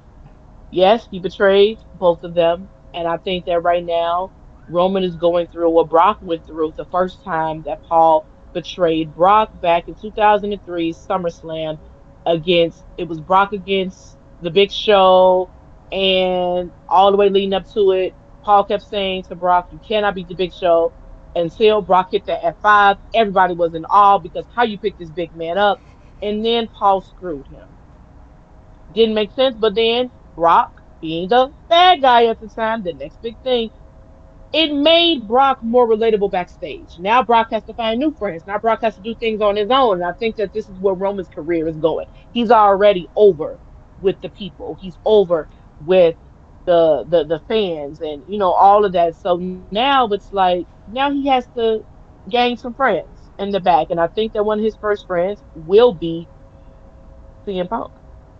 They Yeah, got a because mutual because that's only makes sense because they gonna need something to go against this team that Paul Heyman's building, and I'm pretty sure that the Ooh-wee. two that he has already, that's not it. I want to say it might be two more, one or two more. You think so? I You think do. so? I do. I do. I think, like you said, history is repeating itself, and people have already been saying online that it's going to be something of a Evolution 2.0, and I can see it, but I'm not sure necessarily who else they're going to bring in. But we'll talk about that I once we get to mean, Raw. I know one person Okay. that it Well, could be, well, and that's hold. only because I posted it on our Instagram. Okay. Well, hold on because we still got to go through night two, and you know, I know we got all the time in the world, but we also don't have all the time in the world. Yeah, So let's. I yeah. kind of want to speed blitz through this. We can. As far as night two go, let's just hop into the very first match. That was EOS versus The Rhea women. versus Bianca. Ooh. This was the best women's match on this card. This Oh was the yeah. highlight. Oh yeah. 100. Everything that happened was phenomenal. Bianca coming out, her entrance, and then Naomi. Naomi posted is like, you could have gave me a braid. I could have came out and jump roped. Bro, bro. I screamed. Then she said, "Answer the phone." She said she been blowing Bianca up. When I seen that and she told her you could have gave me a braid, when you sent that to me and she told her answer the phone, Naomi, you gotta chill. You gotta chill. Got to chill. um, but It then was Rhea, it was man. I mean, it was let's talk about the fact that they're booing Bianca. That pissed me off. The hell y'all booing her for? yeah, because it don't make sense. I know y'all love Rhea and It everything, but Rhea it had no made place in this match for real. no sense. This was Bianca's match. She earned it. Why are y'all booing her? I understand they're doing it overseas and everybody's like, you know what, y'all just being racist at this point. But now y'all booing her in Las Vegas. To me, now y'all just piggybacking off of what the other fans were doing, just like y'all piggyback when y'all decided to steal Roman Reigns. Y'all got there from overseas. Y'all need to chill. Y'all need the same thing with Cody Rhodes. Ooh, the fans be pissing me off sometimes. I truly did to Bianca, but I'm glad that Bianca is such a professional and such a vet right now in this game that she's able to fight through it and still put on the show, still smile, and still was like when they did that, it was a time in the ring where she kissed her hand and pretty much said, "Kiss my ass." That's right, girl. Forget them. Forget them. But those three women put on a phenomenal show. And They brought it. if you ask me, Man, Io was the MVP of that entire match because I always give the MVP to whoever sold the best, and she sold her ass off every time she got hit with something. Um, she sold it. She sold it. I wouldn't say she was MVP because you know I'm always gonna be team mommy. But Io did do her thing in that match. It was amazing. Did you see the backlash? Well, not the backlash, but the results from when Bianca whipped Rhea no, with that braid. I didn't get to see that. I'm gonna send you the picture when we get off of here. That braid should be banned, like Bianca. I know that they usually use welts. When she whipped Rhea, it looks like somebody took a knife and gashed her, like she's cut and was bleed. Ah, dang. I know we can hear it, but I'm just like Bianca. Bro, Like Bianca was aggressive. She was aggressive in that match, and I loved it. I loved it. But everything was great, it's so crazy because you and I both, I think with that match, you had your pick, I had my pick. and neither one of our I picks believe that you won. picked neither one of our picks won because neither one of us saw, and I believe that too, and I like how they're going with this. Neither one of us saw EO winning. I think subconsciously, like everyone else, you don't mean to. We both love to see EO in the ring. She's a phenomenal competitor, but we did overlook her and look at her as the underdog because Bianca's undefeated at WrestleMania. Rhea Ripley is hungry, and she's Rhea Ripley, so I'm never going to bet against Rhea Ripley. So it's kind of hard, and I'm just like, even though she's never defeated her, I'm like, yeah, well, she don't got to pin you, EO. She could pin Bianca to win. So I didn't give her a chance. I believe as far as being a winner in that match, I thought Bianca had it in the bag when she hit that KOD, and EO hit that over the moonsault, and that was it. And I'm not gonna lie, I was pissed, but you know what? Congratulations to EO because she did her thing in that match. They all did. They EO, you did. deserve it. I think EO was even shocked. She was like, "Wait, I won! Like I beat both of them, the two women that's on the cover of 2K24. I beat them. Oh, okay, and they're considered the best. So now she's like, there's no denying that I'm the best too." So they had a hell of a match. That was amazing Hell to of a match. see. Shout out to the Now women. that was a highlight. This was my Hmm. second highlight of the night. Drew McIntyre, Damian Priest. Every single thing that happened in this match was fire. Yes, it was 100%. 100%. Drew hitting another future shock on the stairs. Drew, the finish of it when he claymored Damian into the corner with the chair. With a chair. With a chair. I said, Drew, you just taking it too far. When he hit the selfie, he beat him up and then hit a Oh selfie man. mid You match. know what? You know what? I never cheer for Drew in matches. I never do. Even though I love Drew down. But Drew, like I tell you all the time, I'm gonna keep saying it to this day. Whiny crybaby, and he's an a-hole. But you know what? Drew says this, and in this case, he's right. He's not wrong. And he said, I never lie. And he was 100% right. And I cheered for Drew the entire match because Drew did his thing. It was justified. It pretty much came full circle. Last year, Damian, you cashed in on me and you took away my title. You took away my moment, my opportunity. Me and Seth, we were cooking for weeks. We built up to this match. I won fair and square, no cheating. I won, and you cashed in on me. You took it away. Even though CM Punk kicked it off, you capitalized. And I get it. Drew probably would have did the same thing. You're a Money in the Bank winner, cool. But why capitalize being on me? Come on, man. But you made your WrestleMania moment, and guess what? So did I. Beat you down. Beat you down. And he did. Drew, wonderful match. They both did. They put on a wonderful match because Damien is a big dude. He's a big guy. So he had some moves set for Drew too, but it was so great to see the both of them in that setting. When he hit that selfie, I was on the floor cracking up. Like Drew is a menace, but I freaking love it. It was great. Like it was that was bomb. That was bomb. Drew, I'm glad that you got your He justice. can't do no wrong. He can't do no wrong. I'm sorry. He, I'm not gonna go that far, but Anyway, yeah. anyway. After that, it was the Intercontinental Championship Fatal 4-Way match, and I called it. Did I not? Did I You think we called it? did. I think we called it. We did. We did. We called it 2 weeks ago. We called it before they even made it a fatal four. We've been saying it. We both been saying it. Dominic deserves his title run because the Judgment Day has to break up. He deserves it. Then they made it a fatal four, and we be like, cool, all right. He gonna take it. He gonna take it. But then I think with those type of competitors, I mean, you got Penta, you got Braun and Finn. The I only think that we person, were kind of up in the air. Like, are they going to give it to him the because only person these I are saw some. leaving that match with the Intercontinental title was Braun. If anything, I didn't see nobody Yeah, else except for Dominic, and Braun leaving that match with that title. I didn't see Finn doing it because Finn needs I didn't more see Finn fuel doing to it either. be who he is right now. Yeah. Penta just got here, so you definitely ain't finna get that title. Hey, Um, that So did Jacob. So we can't say Jacob, that first because, of all, Jacob been here for a year. That almost a year. That's not the same. Penta literally got here but we, 3 months ago. but you can't think of it like that because I look at the work that Penta's been putting in, and Penta is great. And when he hits that, what is it called? The Mexican Destroyer? Is that what Uh that huh. move is? Yeah. Or the Penta Driver? I think is The what it Penta is. driver and the Mexican destroyer. Yeah. That Penta Driver is like, I'm out.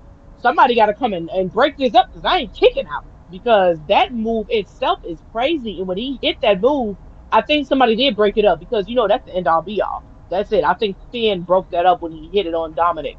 Um, yeah, that move is a mug. But I wanted Dominic to win.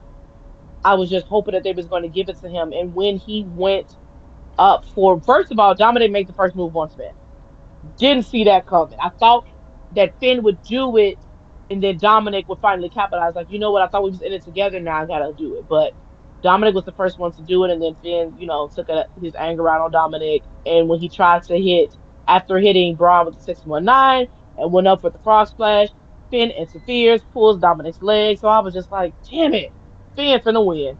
Once he hit that cootie catcher, I was like, you know what? It's over with. Now he hit it, and he's finna be the Intercontinental Champion because Dom is out. Did not see Dom coming in for the frog splash, especially on Finn.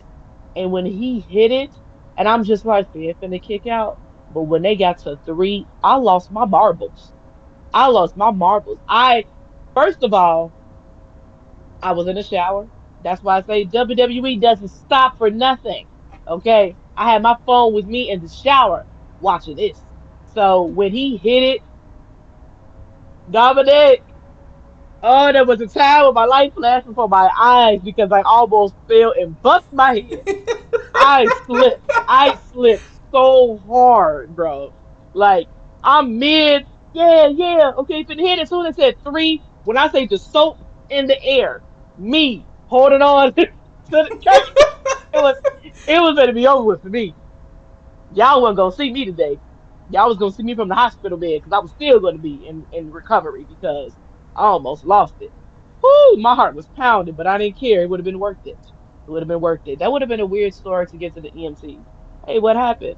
I was shouting for WrestleMania. Dominic Mysterio. WrestleMania. You won this. That's all you gotta say. Oh, it's WrestleMania weekend. It's WrestleMania weekend. Things got out of hand. But man, I could not stop clapping. I had tears of joy for him. Dude, you did it, man. You did it. Like, I know that he was the most hated guy, But this is what I love about authenticity. This is what John Cena was saying to Cody. Dom didn't switch up. Dom didn't change who he was. He At didn't try to get all. over with the crowd. The crowd just started to just appeal to him. And they started to just rock with him. Like, you know what? We like this guy. Like, he kept being the same person that he's always been. He still would live. He's still in It's Judgment the Day. He same. It's still the be same cheating. thing. It's the same thing with Eddie. Like, I lied to you, I still, and you still rock with me. Like, it's natural. That's the beautiful thing about when people find their characters and their characters are kind of mixed in with who they are. You Yes, get that beautiful like thing of yes, I am this character. You're either gonna boo me or you're gonna cheer for me, and sometimes exactly. Yeah, we it cheer for works. you. And I think that that's what John was trying to tell him because John knows from experience that back then when he was on his way out of the door for trying to be something he wasn't, for trying to be the golden superstar that the fans want to see, and for Stephanie to hear him rapping backstage and to say, "That's you? Yeah, he do this all the time. Bring that." Because that's you. And he was like, just be myself. Just be you. That's authentic. Can't nobody be you better than you. That's you. Bring it to the And show. that's Just be what you out all there. the people. That's what all of the greats have been saying every time they say like, "How'd you Yes, find your character?" It's just me turned up to 10. Like Stone Cold said it. that That's the first part. time I ever heard it. So it's like it's That just me part. turned up to Stone 10. Then Cold. Roman said it, and I'm like, "Oh well, Yes, then yeah." yes, yes. Like Stone Cold, perfect example. That was a perfect example. It's like that's just when he was stunning Steve Austin, that's not me. When he came out and y'all want him to be, with he had, the blonde hair and he was, that ain't me.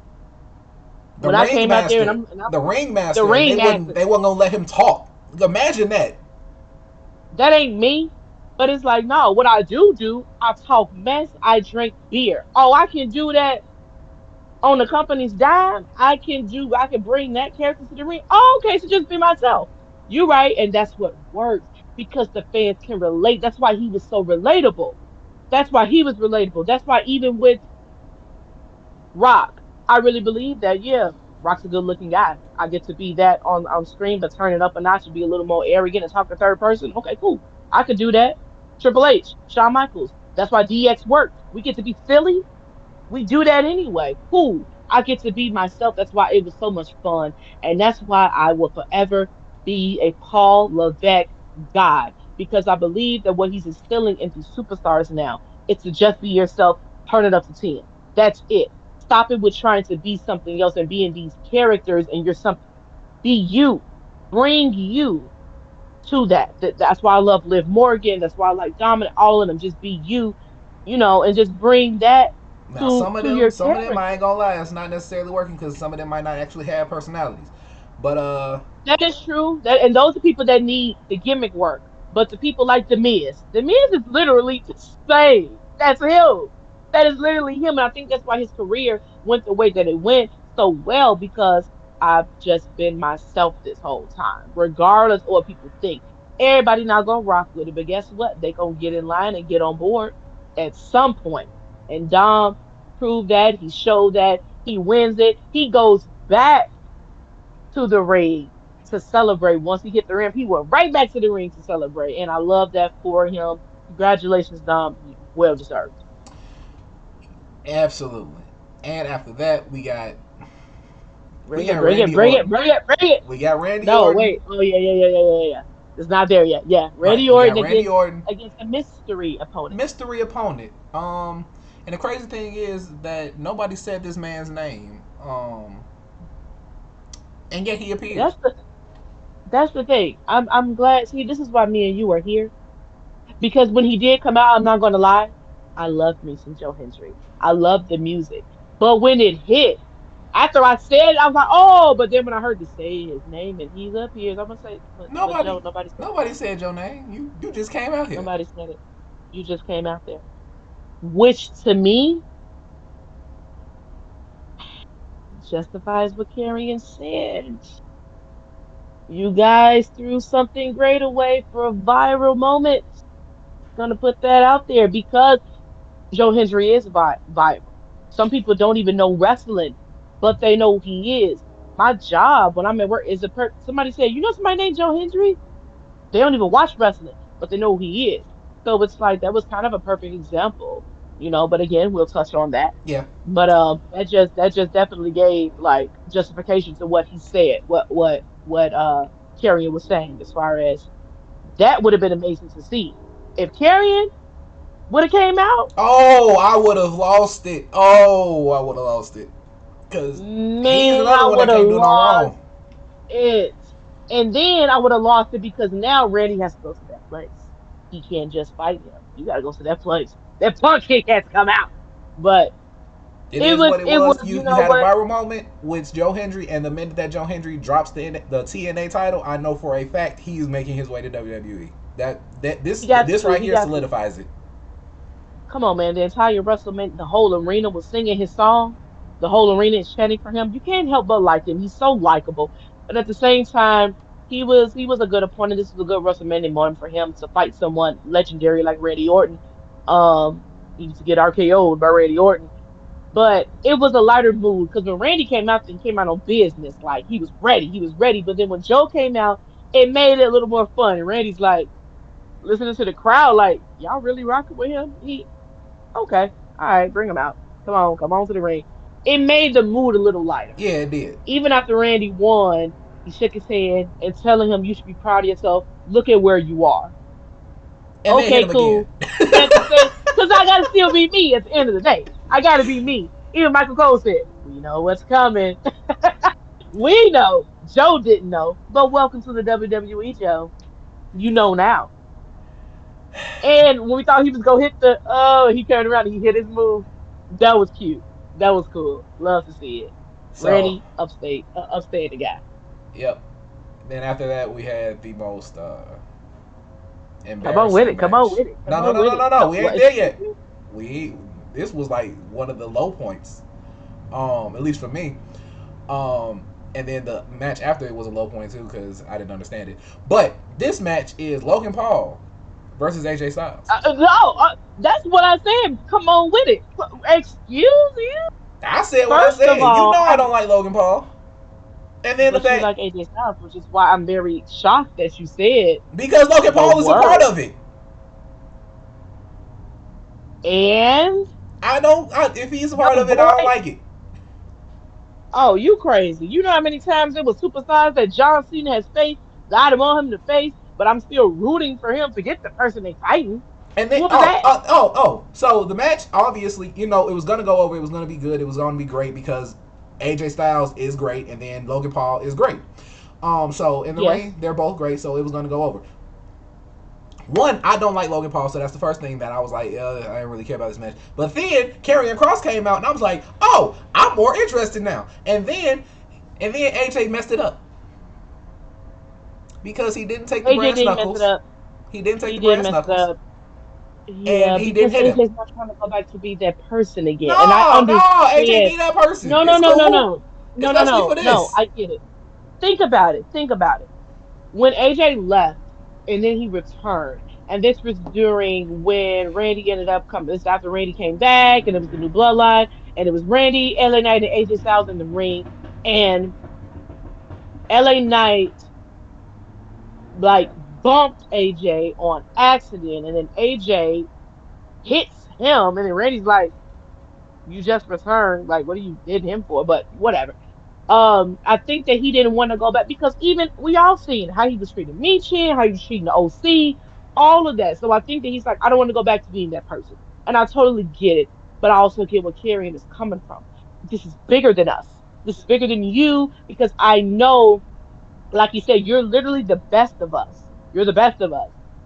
Forget this guy that has not worked as hard as us to get to where we are. Get him out of here and do what you got to do because he's going to do what he has to do. Fight fire with fire.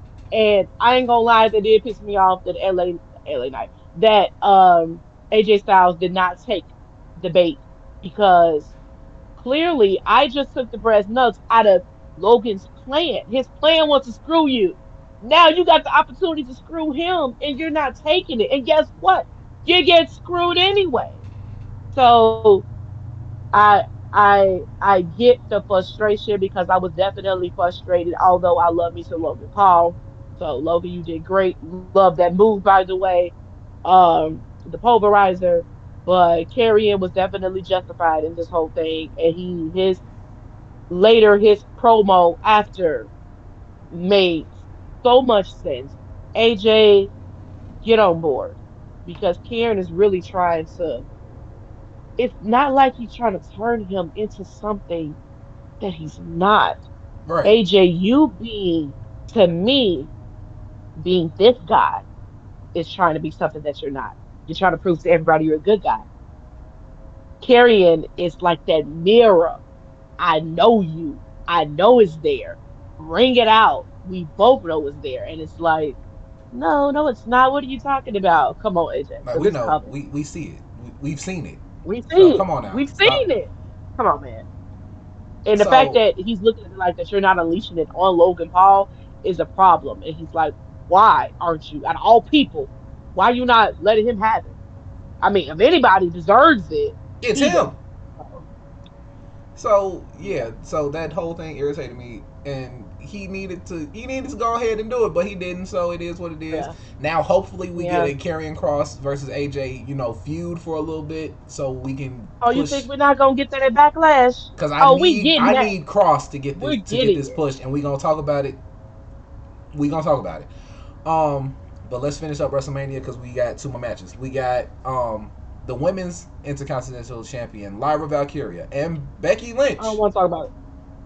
No, we got to talk about it just for a little bit. Because I don't understand why Bailey had to be, written out so that Becky could make her return and then win the championships off of Liv and Raquel just to lose them the next night. Hmm. So yeah, you kind of just did this just to bring Becky back, and I'm not rocking with it. Obviously you're not either because you're asleep. So we I'm can go sorry, ahead. because when you say Becky, I hear boring, boring Becky. I'm not gonna lie. I even screenshot because I was gonna send it to you. There was a post that was put up that Becky did as far as Big Time Bex is back, and I commented under. Nobody asked for you to come back. I don't care because nobody asked for you to come back. Becky, I'm gonna troll you for the rest of your career. I don't mess with you. Okay, you are boring. How people feel about Charlotte Flair is how I feel about Becky. How the heck are y'all going to cheer for Becky, but want to boo Charlotte and call her a nepo baby and talk about the only reason why she's great is because of her father? Ric Flair wasn't in those matches. Charlotte was. Ric Flair didn't. I don't want to say he was a help at ringside sometimes, but he went out there grinding or whatever. That was Charlotte that put in that work and that became a 14-time women's champion. It was even to a point where Charlotte said, I don't even want to live in your shadow anymore and kick Rick to the curb to show I could do this on my own. And she did. So Becky coming back to me was selfish. You wanted to take the spotlight away. Your husband just made one of the biggest pops, one of the biggest moves, chess moves in wrestling history. That to me, what he did at WrestleMania was up there with the heights of the century because nobody saw y'all aligning together. You gonna do? Come on, man. And then Becky, for you to come out the next day like, oh, you couldn't let Seth shine, could you? You had to be the next person. And Big time Bex had to come And if back. we You if we couldn't being just stay honest, home with it still Rude. didn't outshine anything because I was confused as to why you even was in the match. I don't She understand went to why go she was get there you either. after Bailey. Like, why would she come get you? Man, this just made no type of sense. It's giving let's see, Spotlight 4. That's what it's giving. That's Wow. what it's giving. You just Wow. could not stay out of the spotlight. You just had to come and try to outshine everybody. And then I see a fan crying. What the heck is you crying for? What are you crying for? Get her Okay. out of here. All right. I just We've we're kicking a dead horse at no, this point. no. No, because not only did she come back, but you're gonna come back and take the titles away from Liv and Raquel. How dare you? And then to make again, that's why I say Becky, to make Lyra. I'm listening to Michael Cole of a commentary. Remember when Becky won the two titles and we called her? Becky whatever, two time or whatever the heck they were calling her. Now they want to call Lyra that at the same time. I'm just like, Becky two belts. Then it was like, now she's Lyra two belts. Throw it away. Throw it away. Throw the whole match away. Don't nobody want to see it. It really made me mad because Liv and Raquel have been dominating.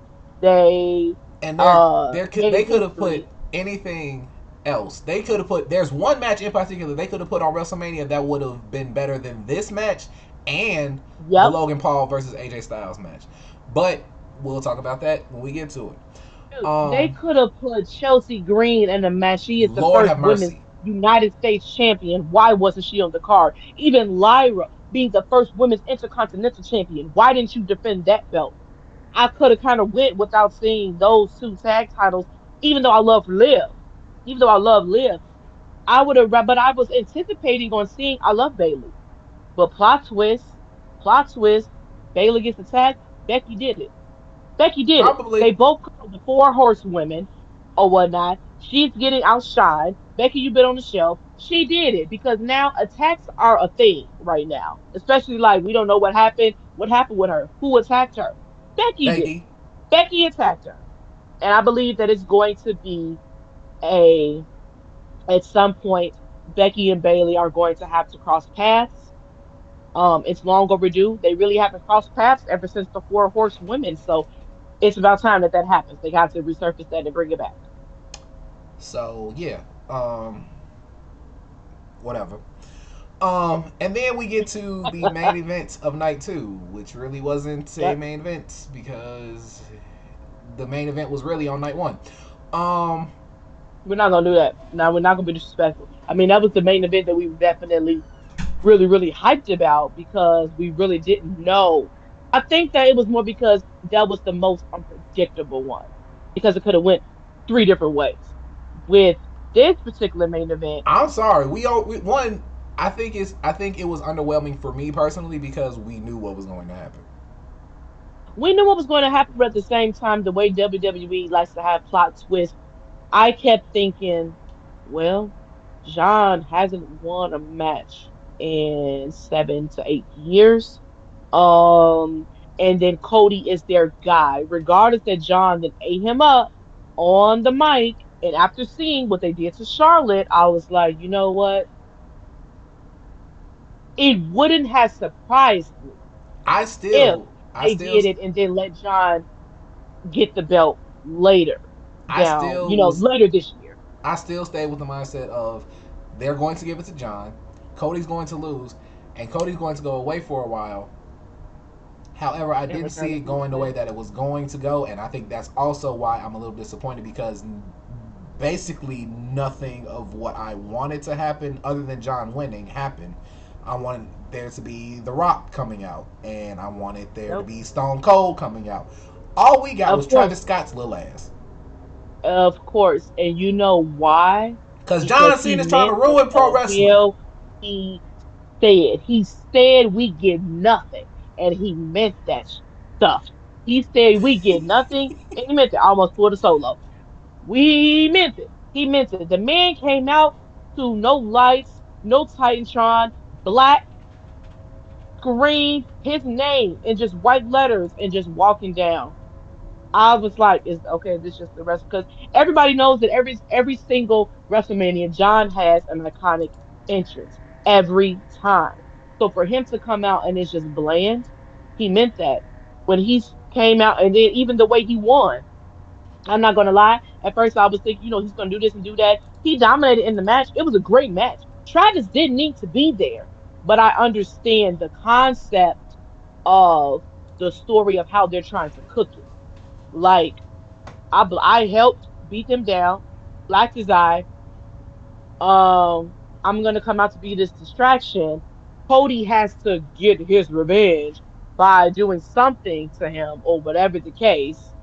Okay, he did that distraction, caused John to be able to capitalize to cheat to win. And because they were like, this isn't the traditional way that John Cena will win. Well, John said we get nothing. He's not gonna do all the extra. I'm gonna do it. I don't have to smash, bash, and do all of that. I can. I did that a little bit in the match, but I'm gonna win just because I said I'm gonna win, and that's what I meant by any means, and that's how I won. He don't care how he won. I just want to get the title off of this bum. That's it. And that's exactly what he did. Congratulations to my man, my number one since I was 9. I spoke this. I spoke all of this into existence the day he debuted, and everybody laughed at me in grammar school. Ugh, you like him? Everybody laughed at me in high school, college, grown up years. I never left your side, man. I never left you. I was always with you because I love you forever. So screw y'all, all the fans. So Y'all get yeah, nothing. when you look at Y'all when get you look at nothing. it from that perspective, you're right. But still, damn.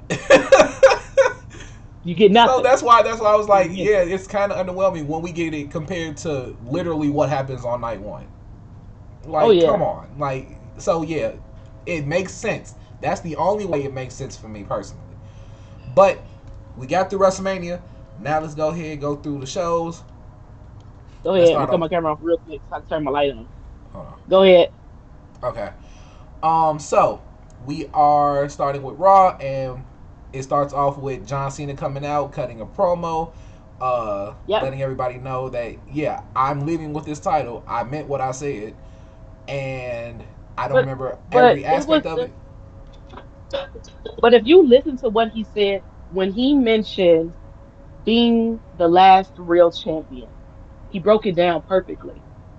Like all of the holders of this title, Triple H, Bruno Sammartino, The Rock, Austin, Roman, Roman Reigns. those are the yes, those are the real champions and the holders of this title.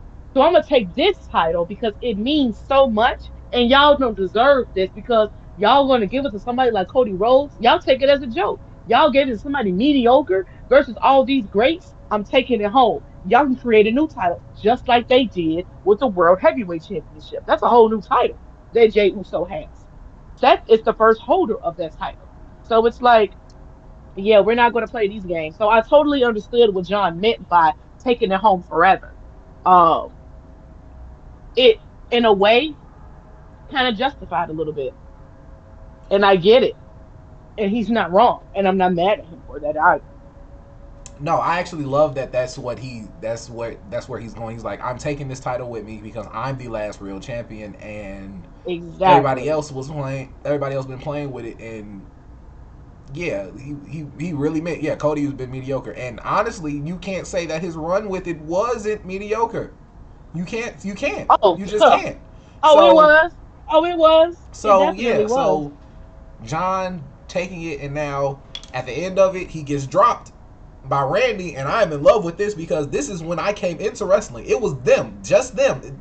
As far as I'm concerned, the only real rivalry that John Cena has is with Randy Orton because that's when I came in. I know he has other ones, but like that's for me, that's the only rivalry that matters when it comes to John Cena, Randy Orton. Ooh, let's not go there. I get it. I get what you're saying. To me, and I've always said that I'm on the same page with you as far as that being his biggest. But to me, John's top three feuds that he's had, Randy, CM Punk, Edge. Edge was his first. No, Randy was his first. No, wait, no, Brock. Brock actually was his first head-to-head opponent that he had. I'll never forget it because that's when he was still Dr. Thugonomics. Brock took Cena out by like he F5'd his leg into the ring post. And I remember the feud that they had going back then. So, but those three are his biggest. Like they did the shift into wrestling where people actually was on, I'm this side, and you like they button heads. Like those three feuds that he had were some of the biggest that he's had. Randy is his biggest one. I love the fact that they're best friends in real life. And when John announced his retirement, it was actually Randy's wife that did an interview, and then she said that John and Randy was just talking, and Randy was saying, "Man, I got to be in that mix for your, your retirement year." And John was like, "Oh, I don't want to have it any other way. You have to be in there. That's a given." But he said that he wanted him to be the one to induct him when he goes to the Hall of Fame. And Randy was like, "Man, that's an honor, man. Like for real." That day she said they was at the house and they were just talking, and Randy's wife said that she told him, "Oh, I'm gonna make sure wherever it is that he's gonna be the one to do that." So this when John told everybody to pull out their cameras and take a good look, and I'm just looking at and the camera pans and Randy just came out of nowhere and just stood up. Bro, I'm screaming like, yes, yes. Even though I know he's gonna hit the RKO on my man. It's like, yes, do it, because it solidify it. I told you that it was going to happen this early. And you said, no, they're not gonna give it to us this early. It'll be later down the line. I said, Because because think Backlash about is in it. St. Louis and they have to do it now. Because if you think about it, Have to. at Backlash, we know he's not giving. We know he's not dropping it to Randy at Backlash. That's why I wanted it to wait till at least That's SummerSlam just because John needs to drop the title to somebody. But even But you know then, what? Then they should have did SummerSlam in St. Louis. That's that, and you're right. That's what makes me mad because I'm like, y'all know y'all not gonna drop it to Randy. So so why even put Backlash in St. Louis? It should have been SummerSlam because that would have been like give Randy the title. It makes sense. John at least had a good few months of a run, and he was able to get that 17th. He made history. Let Randy get his 15th but because I he do deserves think, it. but now even that I was saying that I do think that John, when he drops it, he needs to drop it to somebody who literally needs it. Like who, if they get this title, they are the man. They are the new face of the brand, and it doesn't have to be Cody. It shouldn't be Cody because Cody ran with it for a minute and was uneventful. So if he drops it to It needs anybody, to be drop it Randy. to Jacob Fatu. No, no, doesn't make sense. But No, okay, there's no story there. you know I'm just talking, But but like he needs to drop it to somebody that is going to matter. it needs to be a two-part. It needs to be a two-part. Like you said, that's his biggest rival. And they can't just give it to us and backlash it in a few weeks and then that's it. Right. It has to be a part two. Randy has to, and like you said, somebody that needs it. And I'm sorry, but he does. When was the last time was Randy's title? Come on, since he's been back, he's been in the race, but he keeps putting over superstars, putting over other superstars and not winning. He had a nice tag run with Riddle. Okay, he had to leave, drop them belts, and be gone for 2 years. Since he's returned, Randy hasn't been on a winning streak for real. So it's like, yeah, he had this match with Joe Hendry, but when it's compared to Randy Orton, who the hell is Joe Hendry? Like, come on now. It's messed up that that happened with Kevin Owens because that would have been a beautiful match. But life happens and things happen, and you got to be able to maneuver around that. I get that, and I like that WWE was quick to think on their toes with that. Um, However, Randy deserves to be that face, especially with this being John's last year. John is leaving. Who's the next legend, up and coming legend in line for that? John and Randy debuted months between each other. Randy, April of 2002. Yeah. John debuted June 27th, 2002. Yes, I know the exact date. So I remember it like it was yesterday. But it needs to be Randy because with John leaving, Randy got a few more years, in him, but let's utilize them. Don't squander it and just leave him at 14 being tied because y'all didn't let John stay tied with Rick. At least let him get 15. At least let it be John, Randy, no, John, Rick, Randy, Triple H. I'm cool with that. But Randy needs his 15 title. He needs it. He deserves it. I mean, he put Riddle over. Like he's done a lot for this company, and now that he is back and he's jacked, there should be no reason why he ain't dominating right now. Stop That playing is with that true. man. Give that man his title. Give that man his accolades. He deserves to run the company, and that's when I would be okay with seeing because I still want to see a Randy Cody feud. I still Yes, want to that's see it. that. I still want to see it. I can rock with that. But at Um, this time, I don't know who I want. I think I would want Cody to be the bad guy too. Cody got to come back, not the same. nah, Cody I has to want come back. I want Randy to be the bad guy because that's when he met Cody and he kind of molded Cody. So I want him to be the bad guy. Yeah, but Cody's gone. So I think that Cody's going to look Well, at it again, like he did this. You're not. So you didn't go as my mentor and my big brother. You fought John for you. You didn't fight to avenge me. You didn't fight for to try to help me out. You fought him for you to get this 15 title. So now it's like, now no, we got beef now. now I could see you could go that way with it, but I could go another way with it and still make Randy the bad guy because Cody Cody's gone right now.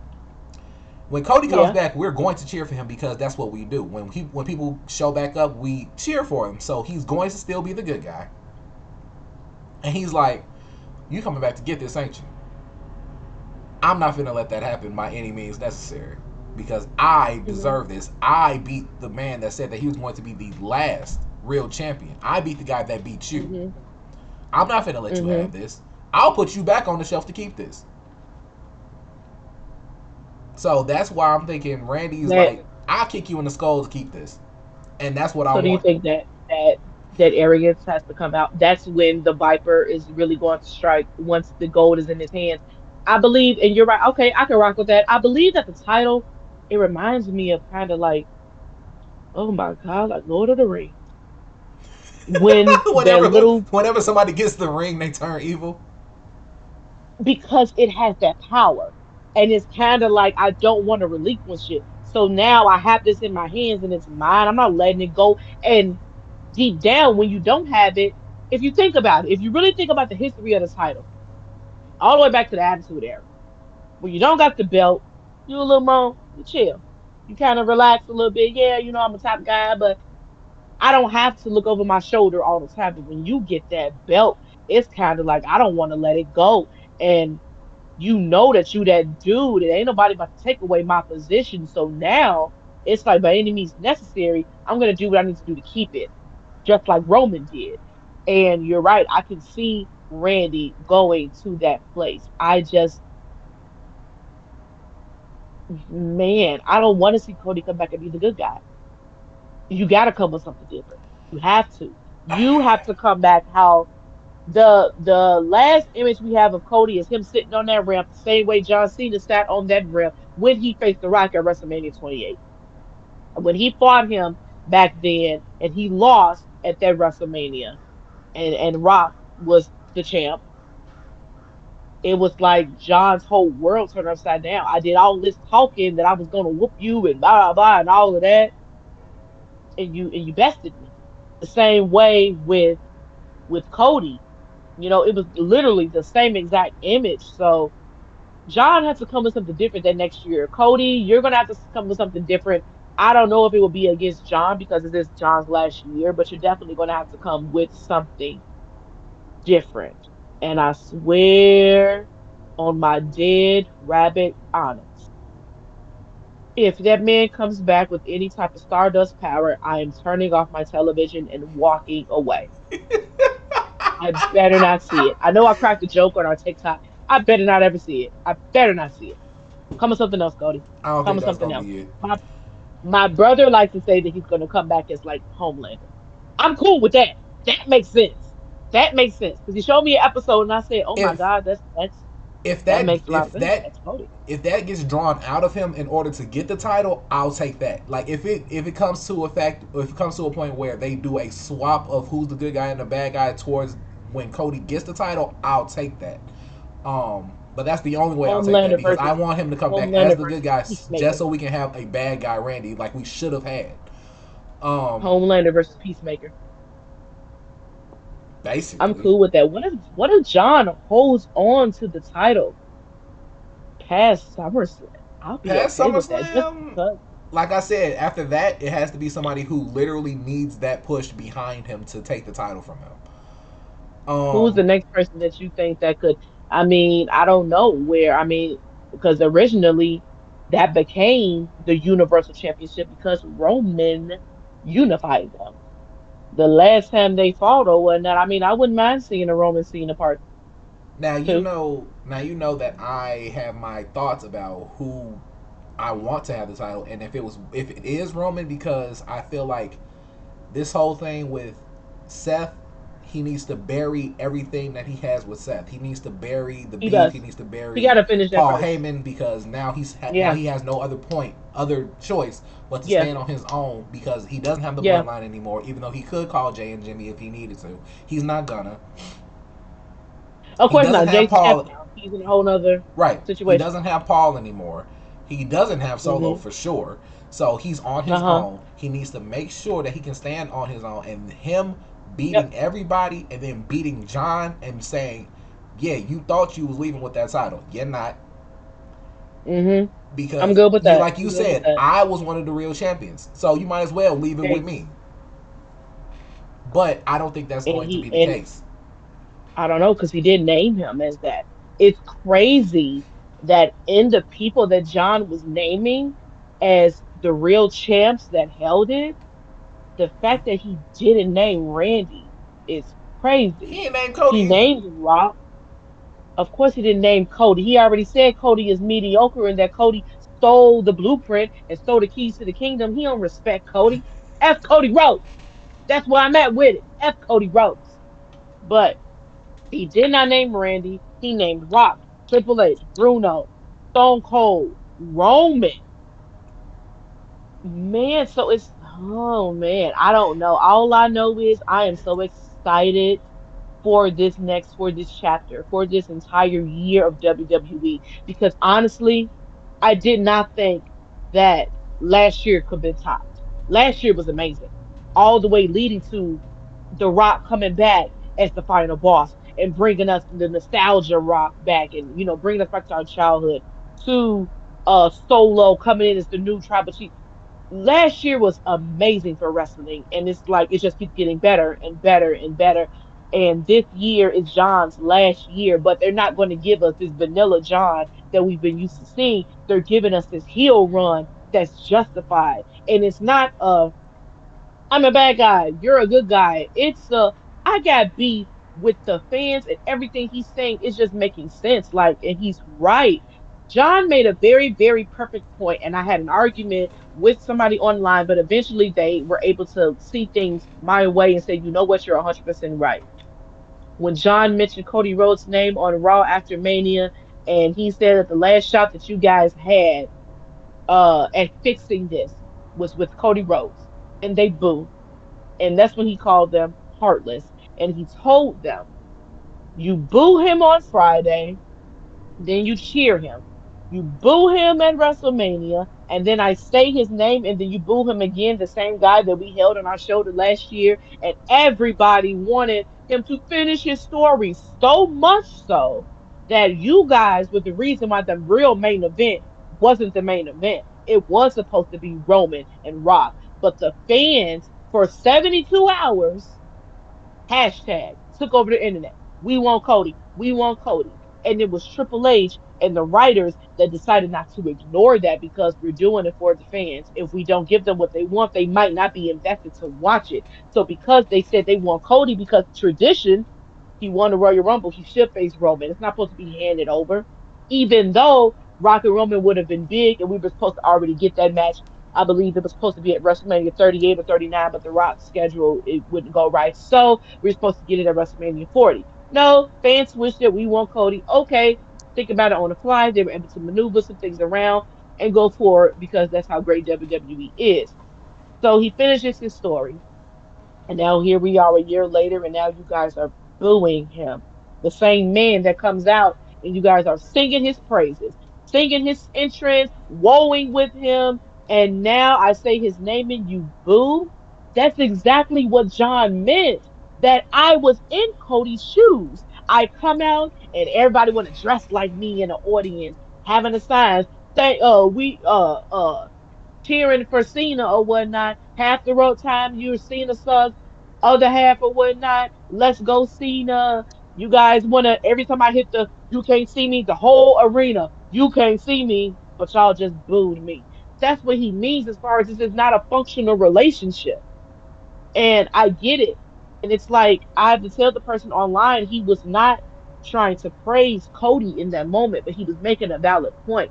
This is why I broke up with y'all. This is why I said F y'all, because you guys are toxic. How are you going to Friday before Mania was crazy? Y'all literally booed Cody the entire time. Booed him the whole time. John hasn't changed. He meant what he said when he beat up Cody at Elimination Chamber. He meant what he said when he addressed Cody that week that he cooked him. I'm sorry, buried him. Like he's been the same. And y'all booing Cody, but then the same breath, then y'all start cheering him again. What the heck is this? Y'all are Now y'all fickle. booing him again? Like y'all fickle as hell. So it's like, you know what? This is why John said what he said, and I'm not mad at him. It's like that toxic ex. Man, you know I still love you, but I'm gonna keep, talking mess and belittling you and bring you down and make you feel less than. But I love you though. Shut up. And for the fans, this is what's crazy. This is what's crazy about WWE.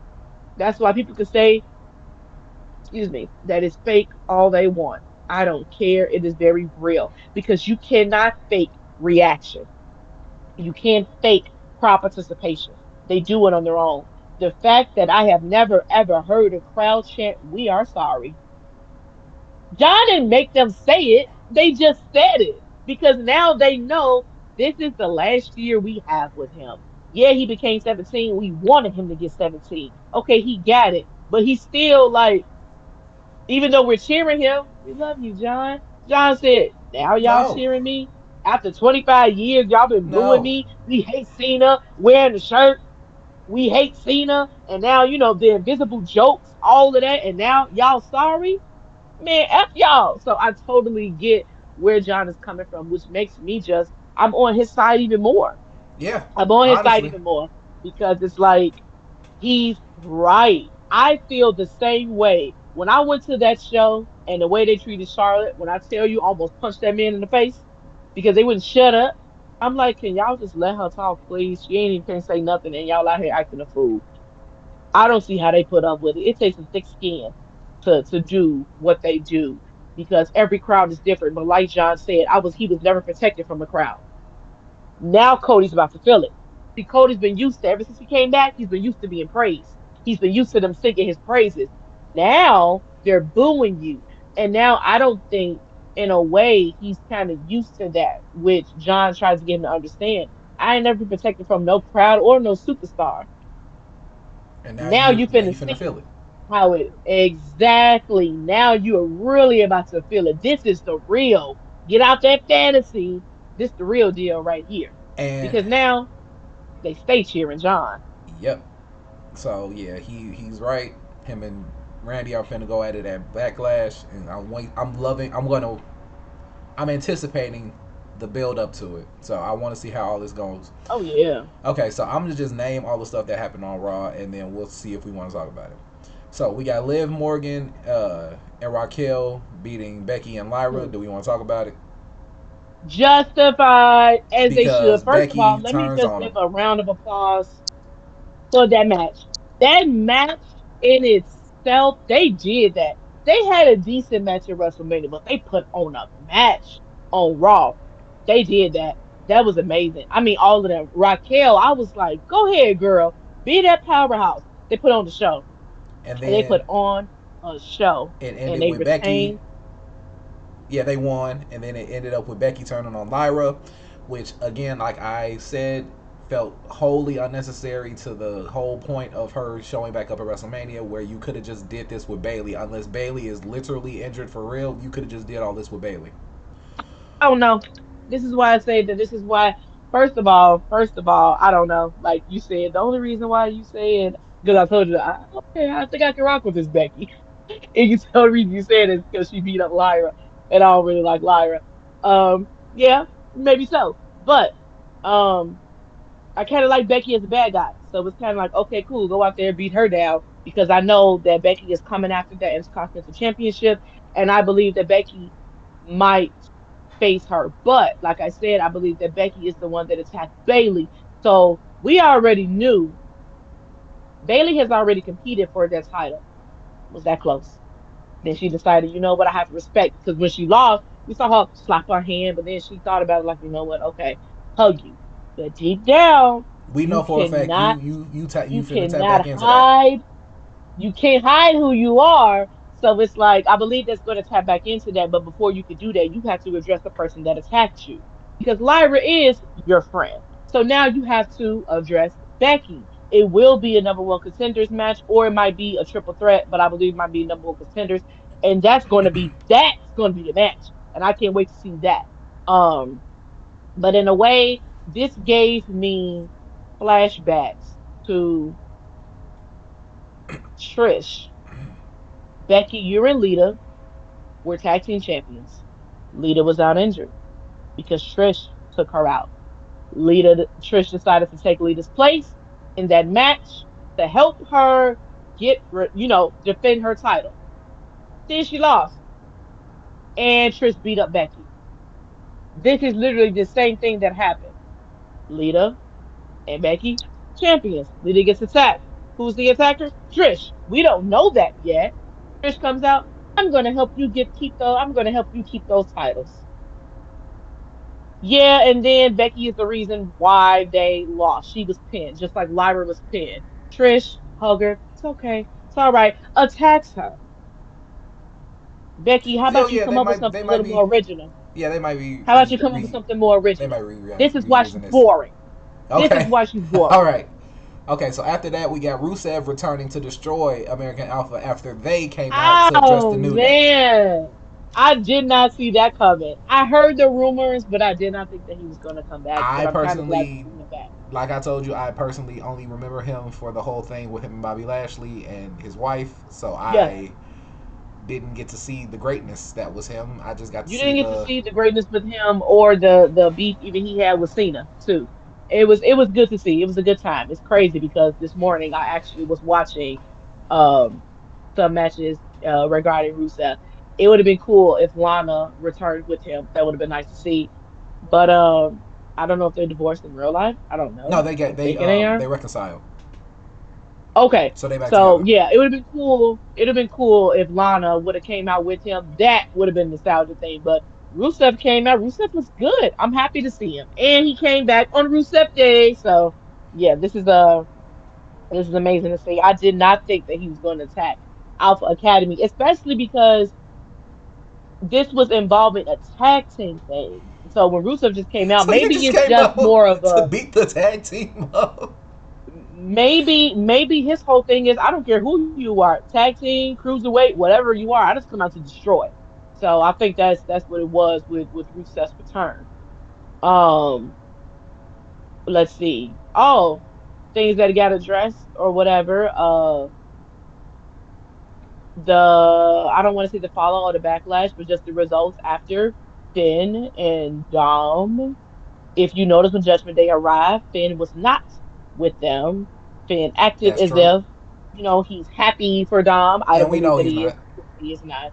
He's not. He might try to screw him. I'm just hoping, and what I'm seeing is Carlito seems closer to Dom.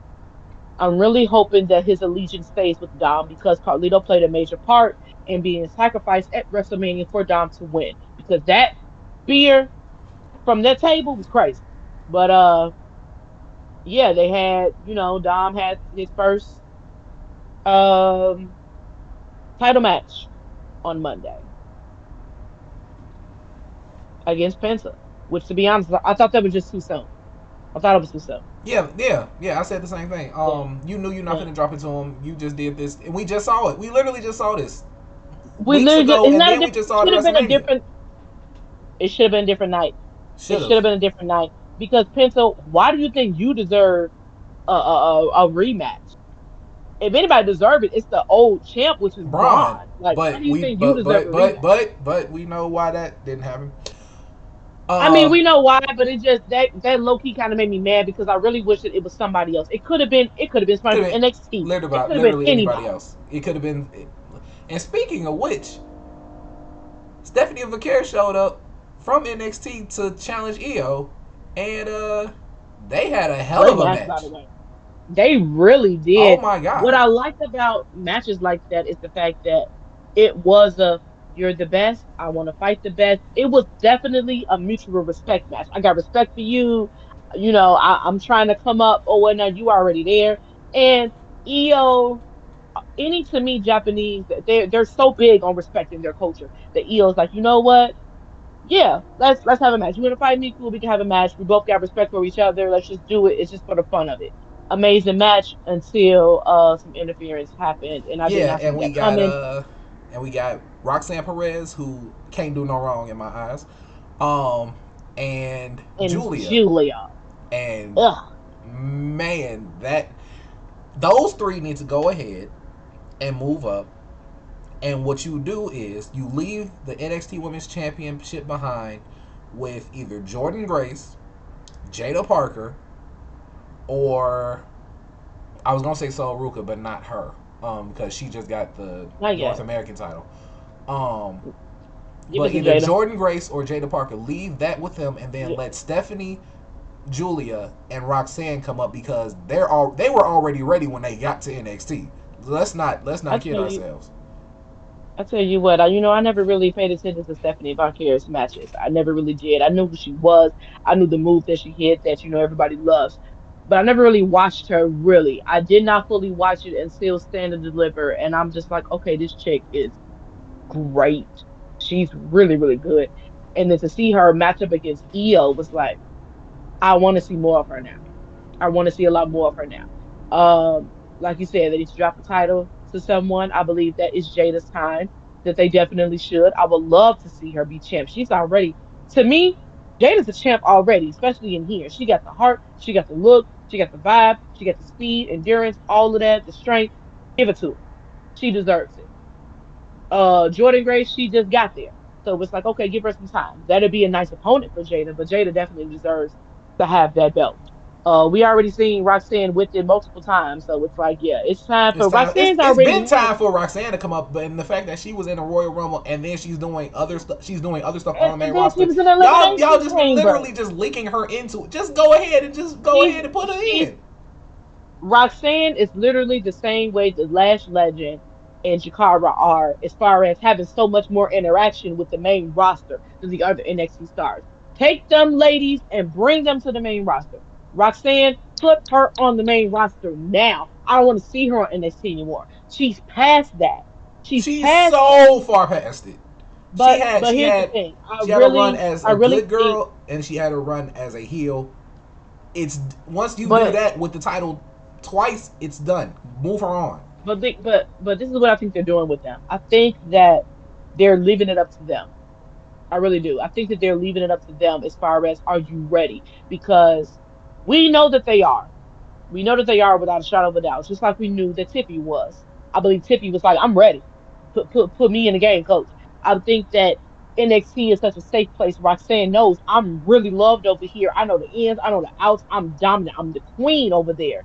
Now I have to leave my kingdom to a whole nother palace where there's nothing but queens over there. So now I'm really fighting with the best. And that might be a little intimidating because I'm not top dog. I gotta kind of And if we start being from the same with Tiffy. and if we The being Tiffy had to honest, start from the bottom and link with Naya and kind of work her way in to be solidified. But it's like, look how quick Tiffy did but it. if we being Go ahead and let honest, Roxanne do it. Roxanne literally is better than a lot of people on the main roster, if you ask me.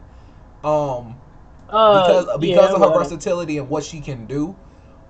Some people yeah, are just stuck to one thing. Like if she went, I know a dream match for me right now would be her versus Bianca or her versus yeah, basically just her versus Bianca because anybody else I can't really see where we would have like a hell of a match with Roxanne. yeah, But Roxanne is better than a lot of people on the main roster right now, especially with everybody either being injured or just not being used in general. And we get to see Roxanne literally every week on NXT.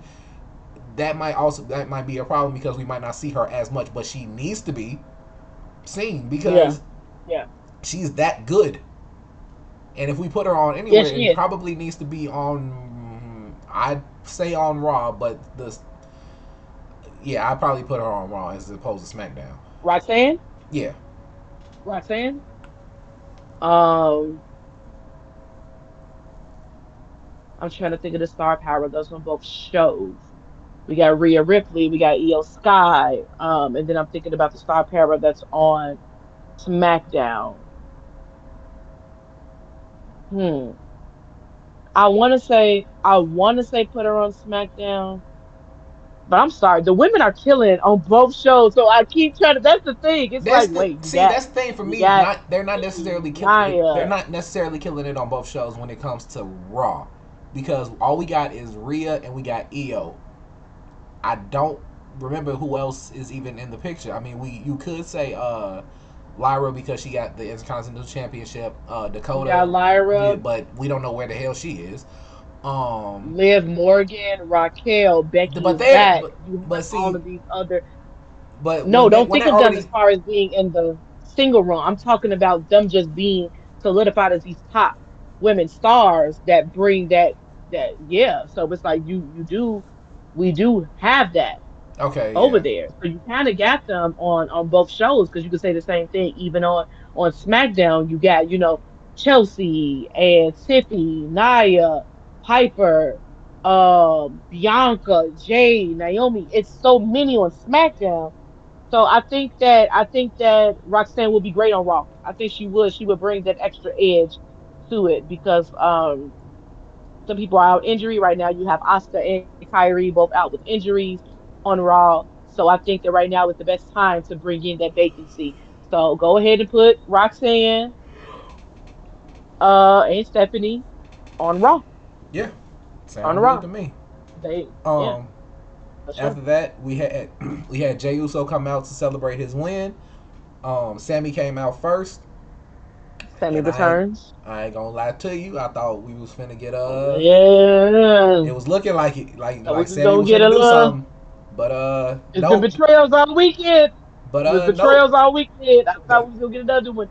that's not what we got. We And got then and he hugged him, but it's when Jay went up to celebrate on the ropes and Sammy got down and he was standing there looking at him. I'm like, he finna do it. He finna do it. but he didn't do it. And I was like, okay, please don't do it because stop looking. I hate when that happens. It's like you was my best friend. Now I got the title and you staring at the belt, bro. Seriously. So I'm glad that Jimmy came out and I was like, if Jimmy and him do something, I swear to you, I will never watch another episode of wrestling ever again They both super because kick that's just him. not gonna make. They both do it. What is this? And then they both What pick up is the and then they both pick up the title. Looking at it like that would be, it'd be great, but it'd also be like, come on, man. That'll just be too much. Y'all already did a lot that we're still trying to recover from till this day from WrestleMania. I don't got time for the shenanigans with Jay. Give Jay his moment to just celebrate and be happy. Okay. And But then Oz, I'm telling you, they better not give Jay a 2 week run like they did with the oh Intercontinental no, they're title. not doing Swear they that. better They're not. not doing that this time. They're not doing that this time. He Don't gonna do that. hold that They belt to better at not. least uh SummerSlam, at least. He better. He Um, better. Because I feel like him with the belt, I feel like it's definitely gonna bring more opponents, more challenges, but it's gonna help him grow as a wrestler. Because now I have to be in the ring even more because I'm top dog. So I have to showcase that I am the top dog to beat. and So yeah, it's gonna make him better. this is the title that is the workhorse. Like they say that the Intercontinental Championship is the workhorse title. This title right here is the workhorse like world championship, whereas Yeah. opposed to the undisputed hmm championship is more like the pomp and circumstance. Like, look at me, I'm great. But this one is the oh, we putting in work every week to get this That's the to make thing. sure that I'm And you're legitimate. right about that. And you're right about that. It definitely is to me the World Heavyweight Championship is the workhorse championship all the way going back to the Attitude Era days, all the way going back to the Ruthless Aggression era when Triple H was crowned as the first World Heavyweight Champion when Eric Bischoff brought it in. Now, regardless, even though Triple H was creating Evolution, he was still fighting all the time and he was just out there every week. So it is the workhorse championship. And then Seth Rollins, when he got this belt, he made it into the true workhorse title. And they need to keep that going. They need to keep that going, keep that legacy going. And I believe that Jay is going to do that. Like I said, I think it's going to make him better as a wrestler. And he still has the best is yet to come. The best is yet to come with him For with his sure. ring, his move set. He has a lot of just new tricks to show, and I can't wait to see this version of Jay. I don't know if for the time being that they're going to keep Jimmy. in his corner, which I think is kind of cool because you're so used to your brother being there, and then now you're the champ. I think it'd be kind of cool to kind of have Jimmy kind of just be around, be around with him. But I don't know, what they're gonna do with him because the prediction that we put up on our page, this was like a month ago when this is maybe end of March, end of February, early March. Um, our WrestleMania results. It was John as champ, Jay as champ, and Jimmy Uso was the United States champ. Now, although Jimmy didn't, was able to get that, somebody from the bloodline still was able to capture that, which was Jacob. Um, so my thing is, where does Jimmy stand in all of this? I think Like, Jimmy for where's right his career going? now, because he was on trajectory to go get the title, and I'm not sure if he's necessarily still on SmackDown because he's running with Right, because he's celebrating with Jay. If he right, does do anything, I would say go ahead and let him go after the Intercontinental Championship at some point. Not right now because Dom needs to have his run with it. But at a certain point, I facts. do think you need to go ahead and let Jimmy go and get the title. Um, as long as he stays healthy and doesn't get hurt again. That's Yeah, what needs to yeah, happen. yeah.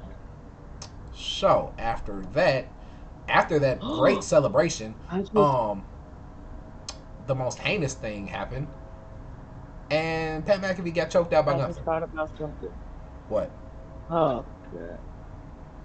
About who one of Jay's opponents might be, Who? about somebody returning. Mr. Tsunami. He is a Raw superstar, and he made a post. He said he coming back. So I I want him to take it. they did fight at At War I Games. want him to take They it at fought at War SummerSlam. Games. At SummerSlam, I want him to take it. Man, and the fact that the man is actually Samoan as well. Woo, Jay. I don't know how to I feel. want him to I take don't know it. how to I feel. want him to take it at I don't know. SummerSlam. I don't want him to take it soon, but when he comes back, and if it's any time between uh, July and August and SummerSlam, Uh-huh. that's when I want him to come back and I want him to take it. Oh man.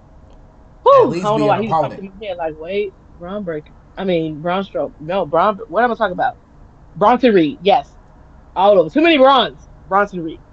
But yeah, Gunther chokes out Pat. First of all, Gunther, you need to get on somewhere. You lost. You I think lost. you know It's over. breaking kayfabe. I think this is like him basically being able to take a break for a while because he's been suspended in kayfabe indefinitely. So that means he's Yes. gone for a minute. So I think this is them giving him a break because let's think about it. That man went on a 666 uh, day title reign with the Intercontinental Championship. Yep. Then after that, went right into being the World Heavyweight Champion. Right into it. Right And into it. No breaks. so yeah, this is him catching a break. Like he gonna be gone for a couple months. Like he deserves a vacation. Um, He does. I give him that. He deserve a little break. He deserve a little break. I just don't like the fact that he tried to punk Michael Cole and Pat McAfee. Pat McAfee, stand up guy, real friend. He said, "You're not about to take out Michael Cole." Now he didn't want to fight Gunther, but it's more so, "Hey, get up off of him. Get off my friend." So he stopped him. Like, you may be a wrestler, but I'm still a man, and you're not gonna punk him. Now, the way he was, now let's just be completely honest. Sometimes things go a little bit too far, and I believe he was supposed to choke out Pat. But I think that he really, he just choked him out too much. He choked him out too much. We all seen it. I Pat's face think was completely red, and then Pat was literally trying to catch his breath. Like, I think that he just if you did ask a little me, bit too much. if Too you ask much. me, I feel like Pat might have asked him to literally choke him for the just for the segment to like look very real. Like he probably was like, go ahead and do it for real. I feel like Pat is that type of guy. Type of guy. I believe. Okay, that makes sense. Pat does some of the type of guy, but at the same time, when you say do something, like if I tell you or whatnot, I man, I need you to body slam me, but make it look real. I don't know what that feels like. I can only imagine. I've seen you do it to other people until you actually do it. So I think that when he did it, it's like, dang, he choked me out for real. Like, whoa, like I can't breathe. I can't breathe. Like they had to hold Pat up, even when he was backstage. so bad that you saw his people jump the barricade. Like, hey, y'all got us messed up. That's our boss. Like, oh no, they had to hold them back. And if you see security trying to hold them back, one of the guys was like, was finna get into it with security for real. Like, I know security's holding back. Like, look, because you taping, they looking at it like, forget that, move. And they said to grab him. He snatched from him, like, get up off of me. I need to make sure he good. And Pat like, I'm okay, I'm okay, I'm okay. Because especially if Pat didn't tell them like this And is he gonna probably happen. didn't. So they ride or dies. And I love that. They said he took it too far. We saw his face turning red. We saw him turning blue. You got us messed up. We about to jump you, Gunther. So yeah, I hope that Pat is okay for tomorrow night because he really got choked out. Michael Cole, you a real one. I mean, they told you who was that? Who was that? I get them mixed up. It's not Nick Aldis. Adam Pierce. General Manager. Adam Pierce tells Michael Cole, you know what? They should take the night, you know. Michael Cole say, forget that. He ain't gonna punk me and not doing my job, but go out there and go do my job. Michael Cole was right. I should be able, I'm commentary to say whatever I need to say. I'm a reporter. So it's like I should be able to go out there and say what needs to be said without being fear, being attacked. It's my job to report. It's my job to analyze and go out there and say how I feel, but in a professional manner. And if you don't like it, oh well. Like so yeah, Gunther, sore loser.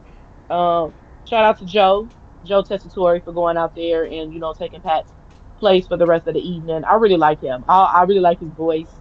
I love him and Wade Barrett. I really do. They work well together. I love Wade anyway. It was so good to see him at WrestleMania because Wade reminds me of the King in the way of the bad guys can do no wrong. So it's like you kind of on their side. Like, yeah.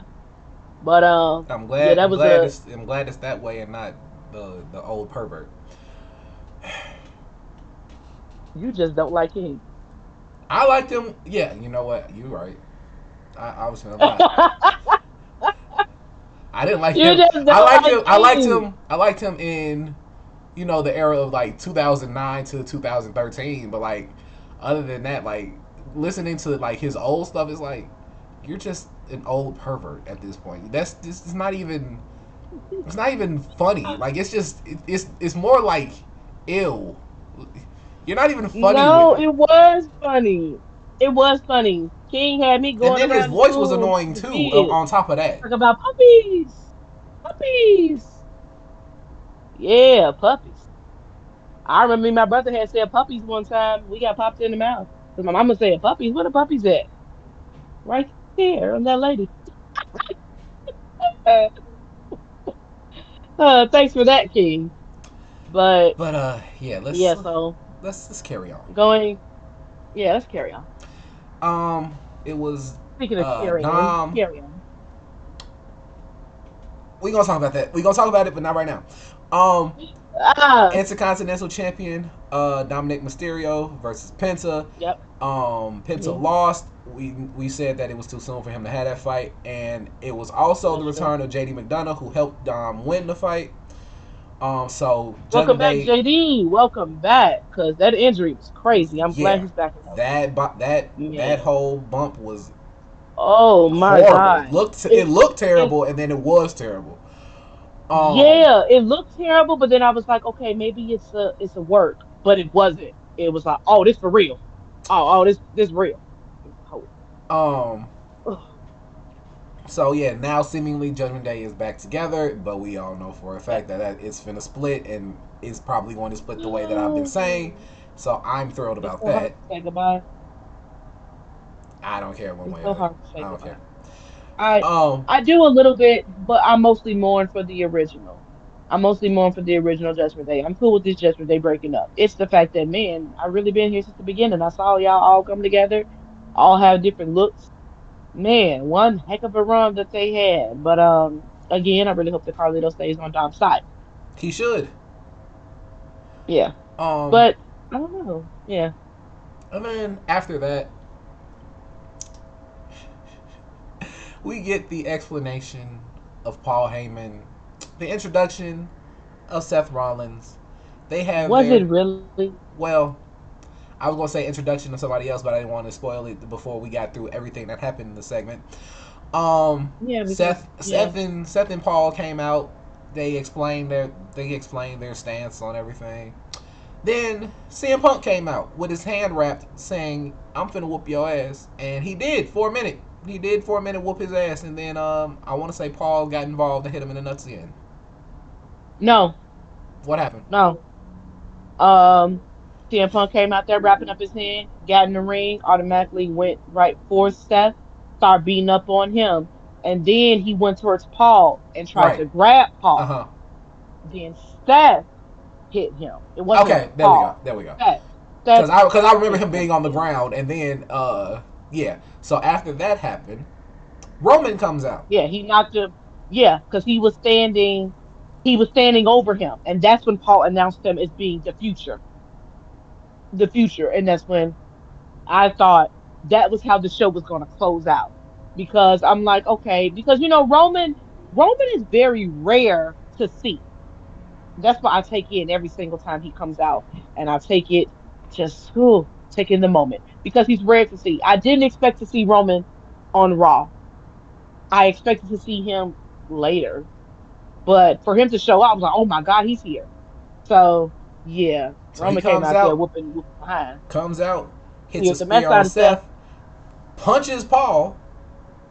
As Satisfying. he The most should, as he satisfying. should. The most The satisfying most thing. satisfying thing. Oh, it was justified. He ripped his shirt off and he was about to spear Paul Heyman. And as he was And going, he gets speared. he gets speared. He gets his own move used on him by Let's Braun. before we reveal. No, did you think it was him before the hoodie came off?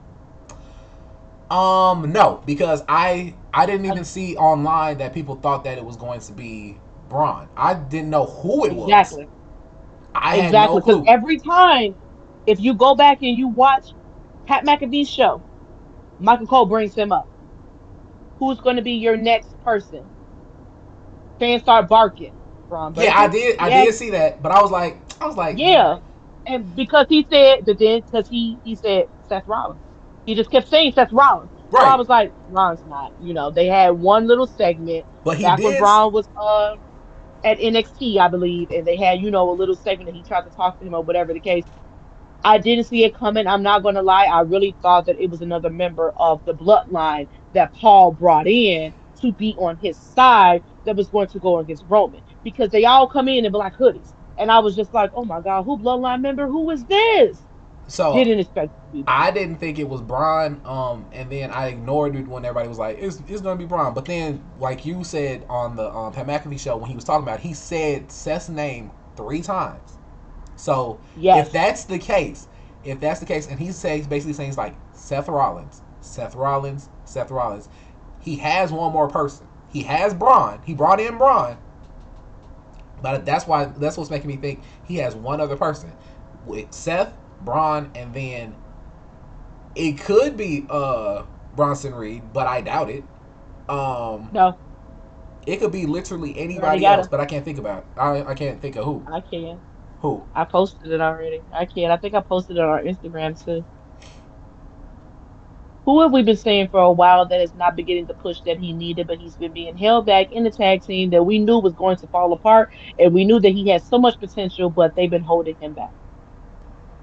He's SmackDown superstar. Tommaso Ciampa. No, no, you just no. I like DIY together. We're gonna be together forever.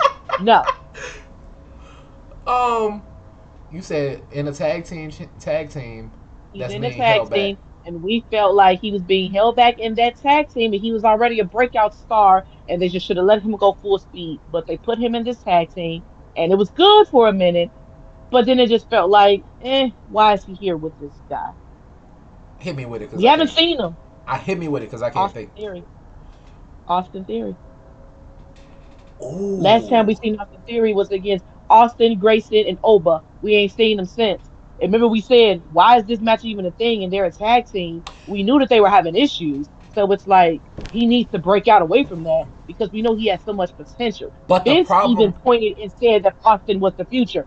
And I feel like they played with him after he lost the United States title. Now, if that is the case, cool. But I do think there's a problem with that in that they were trying to turn Austin to be the face between him and Grayson. So for him to do this, But he becomes a heel. but you could say the same thing about Braun Breaker.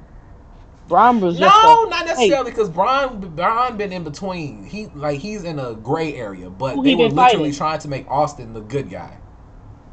But Austin is not a good guy. He's still, even they tried to turn him, we got to accept the fact that why are we trying to turn him into a good guy? He's not. Because why? Because Grayson is jackass. I mean, so is Austin Theory. In theory, he is.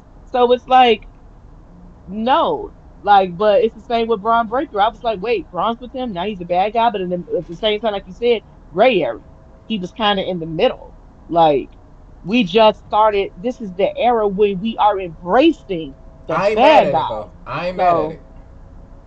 when I had lined the pictures up with Triple H, Seth Rollins, Ric Flair, Paul Heyman, Batista, Braun Breaker, Randy Orton, Austin Theory, because Austin Theory is one of the youngest superstars and fastest, and as far as like charisma, looks, all of that.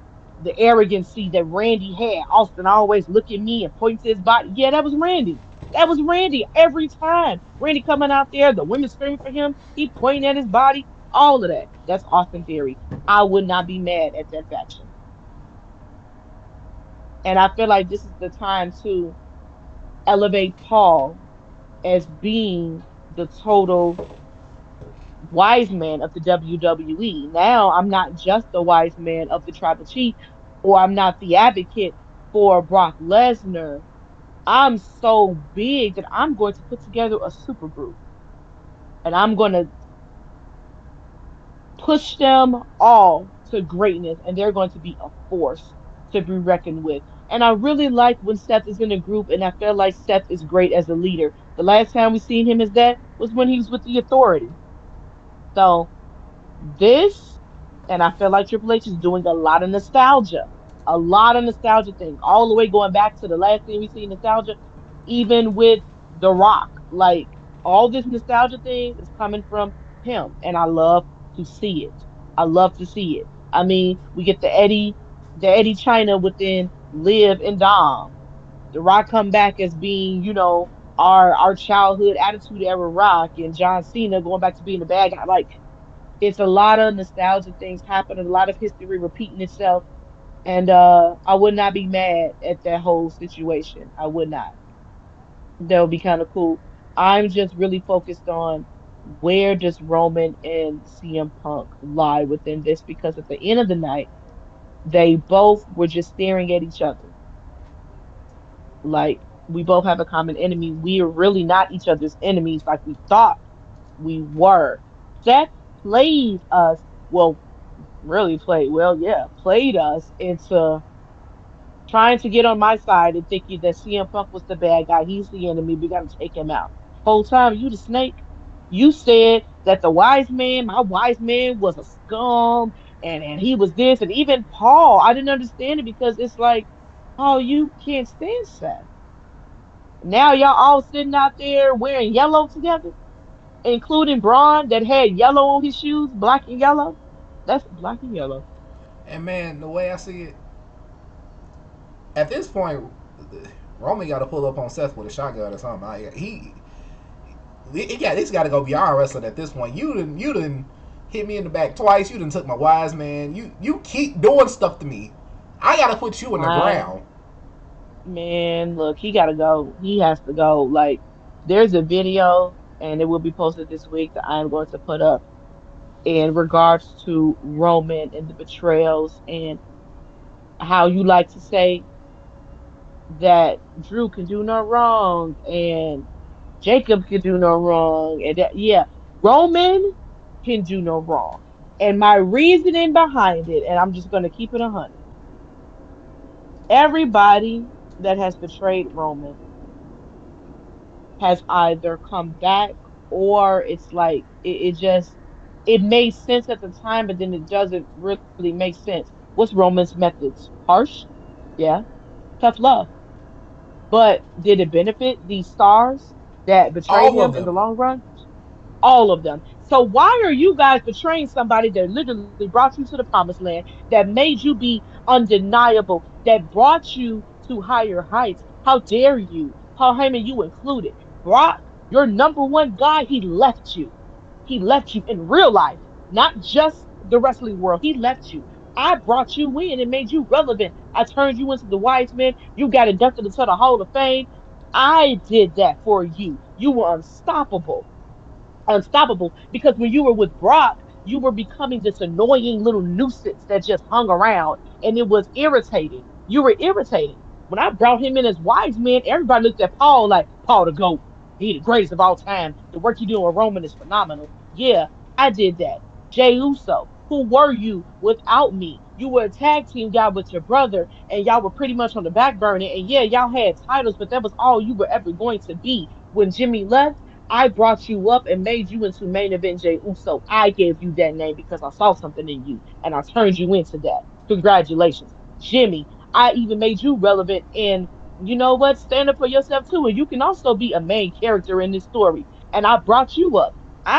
He's the one that even had them unify the titles. They were comfortable with being the SmackDown tag team champions. Roman said, I got two belts. Why don't you? Why am I walking around with two belts and y'all ain't got two belts? We taking over the whole company. That was Roman's vision. He did that. Even with all the way to Seth Rollins, Seth Rollins has this weird obsession with Roman. And I believe that it comes to the fact that he thought when he broke up the shield that it was going to fall and crumble and they would be nothing without him. You could not stand the fact that Roman was actually winning without you, which is why here comes the heist of the century when you decided to insert yourself in that match and take the title away. Okay, cool. But then Roman again got back on top and became the champ and kept doing it. He could not stand it. You were obsessed with him because Roman not even thinking about you. But you want to make it seem like I'm trying to save the company and Roman's too big headed and he's this. Who created him to turn him into that with that stab in the back? You did it, Seth. And at the same time, Roman also helped elevate you to turn you into a totally different character because without that betrayal, without Roman taking that bullet, you were still going to be the architect. That's it. That's where you were. I helped you become that visionary. You needed, I mean, Batman needed the Joker.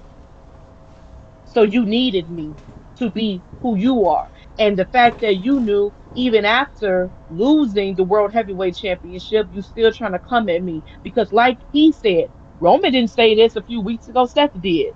There is no me without you, and there's no you without me. Roman didn't say none of that. You can't survive without me. So here you are in my space, bothering me, getting my attention. You need me to survive. I don't need you. And that's the thing that Seth can't fathom. You broke up the group and I became a bigger star than you. You're a hater. You're the number one hater. So this whole obsession, Roman is always the common denominator. Everybody is obsessed with Roman. Everybody wants to be Roman. Roman doesn't need the title. Roman doesn't need a title to be the That's OTC. He doesn't need a crazy. title to be the top of the chart because without that, even when Cody was the champ, how the heck is he outshining you still? Stop playing with him. So this whole super group is nothing but a bash on Roman. We hate Roman fan club. Y'all a bunch of haters. That's what you are. And he's still gonna stand tall. He's still gonna stand on top. I'll say CM Punk is just collateral damage in this whole mess because when he came back, I believe that too. CM Punk, when you left, Roman and Seth, they worked for you. They were mercenaries for you. They were just this group. They weren't big dogs yet. They weren't top superstars yet. And you come back and things have changed. And now Roman is the number one guy selling merch, Netflix, all of that. Roman did that. The bloodline. Roman created that. So now CM Punk, you mentioned him inside of a promo. When your first actual promo coming back to the company, you mentioned Roman Reigns. Everybody wants to talk about Roman. Everybody want a piece of him. Here comes the Royal Rumble, and you eliminate him. Again, it's like even with the whole Roman doesn't shake hands, but at War Games, he shook your hand like a man and thanked you. for being there for him and helping him win. But you eliminate him And then you at the still Royal screwed him. Rumble, And then you still screwed him later. So it's like and Roman then does you all get this, screwed in the and process. that's why I'm saying like this whole thing with Roman as his story is progressing, everything that he has to do now is basically to prove that one, I can stand by myself because for the majority of this like legendary run that I've had people, but now I have nobody but myself to do this with. So I have to prove to myself that I can stand on my own. I gotta put down Yeah, Seth because Seth is literally the catalyst for all of this. CM Punk, exactly. and then CM Punk is also a catalyst because you brought Seth to us. We brought us together. Mhm. So I got to put you Mhm. down. We probably gonna work together for just a little bit until we can put down the super group, and then I'm gonna put you down, and then I am going Mhm. to be undeniably the greatest because I did everything on my own. Thank you.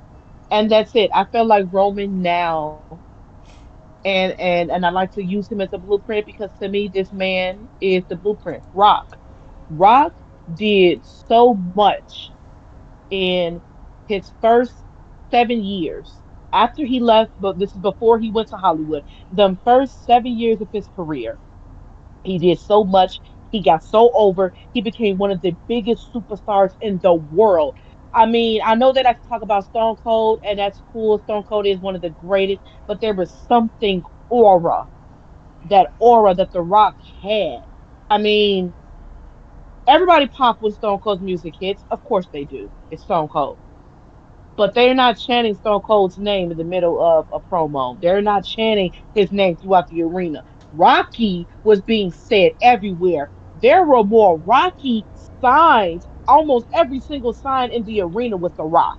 So, and The Rock was doing it on his own. He was facing groups, Triple H and DX and the McMahon Helmsley faction, and all of that. And The Rock did all of this on his own. Yeah, he got screwed and jumped and beat up, and he came back alone to the point when he just like, and I ain't gonna lie, as a kid, it used to make me mad because some people they be like, I got your back, Rock.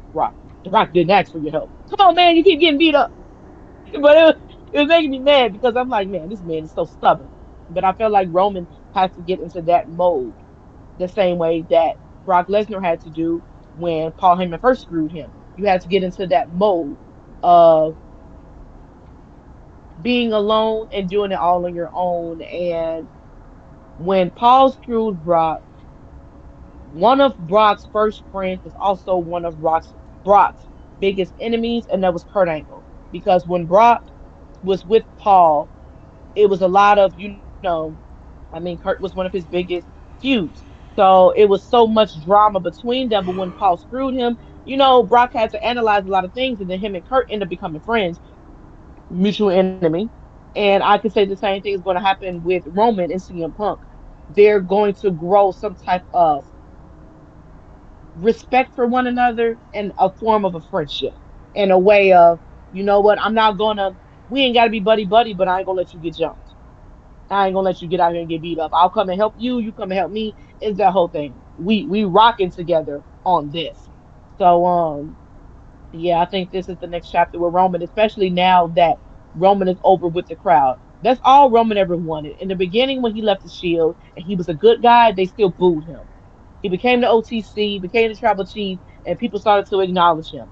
Now, after he left, and well, not left, but after he lost the title and was gone for a little bit, everybody's chanting OTT. They want him back, even though during the whole run, being the tribal chief, Roman was a bad guy. But the fans ate it up, and now that he was gone, it's like, wait, we miss him. Bring him back. So he's back. He's in a different mode, and he's so over with them that everybody loves him. So he doesn't need anyone. Just like he said in his last promo when he was out there with Paul, that betrayals was happening, but he said, but y'all never left your tribal chief. He's relying on the fans now. He's relying on the fans to be those people in his corner. That's why I say rock mode, because the rock always relied on the millions and millions of fans. The fans were the people in Rock's corner. He didn't need nobody else.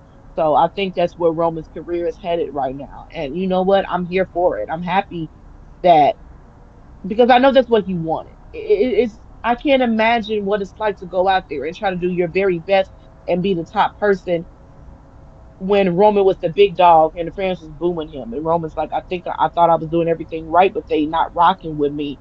So right now that they're doing it, I know inside he's smiling like I made it. You know, like they mess with me now. They like me. They, because that's all you really want.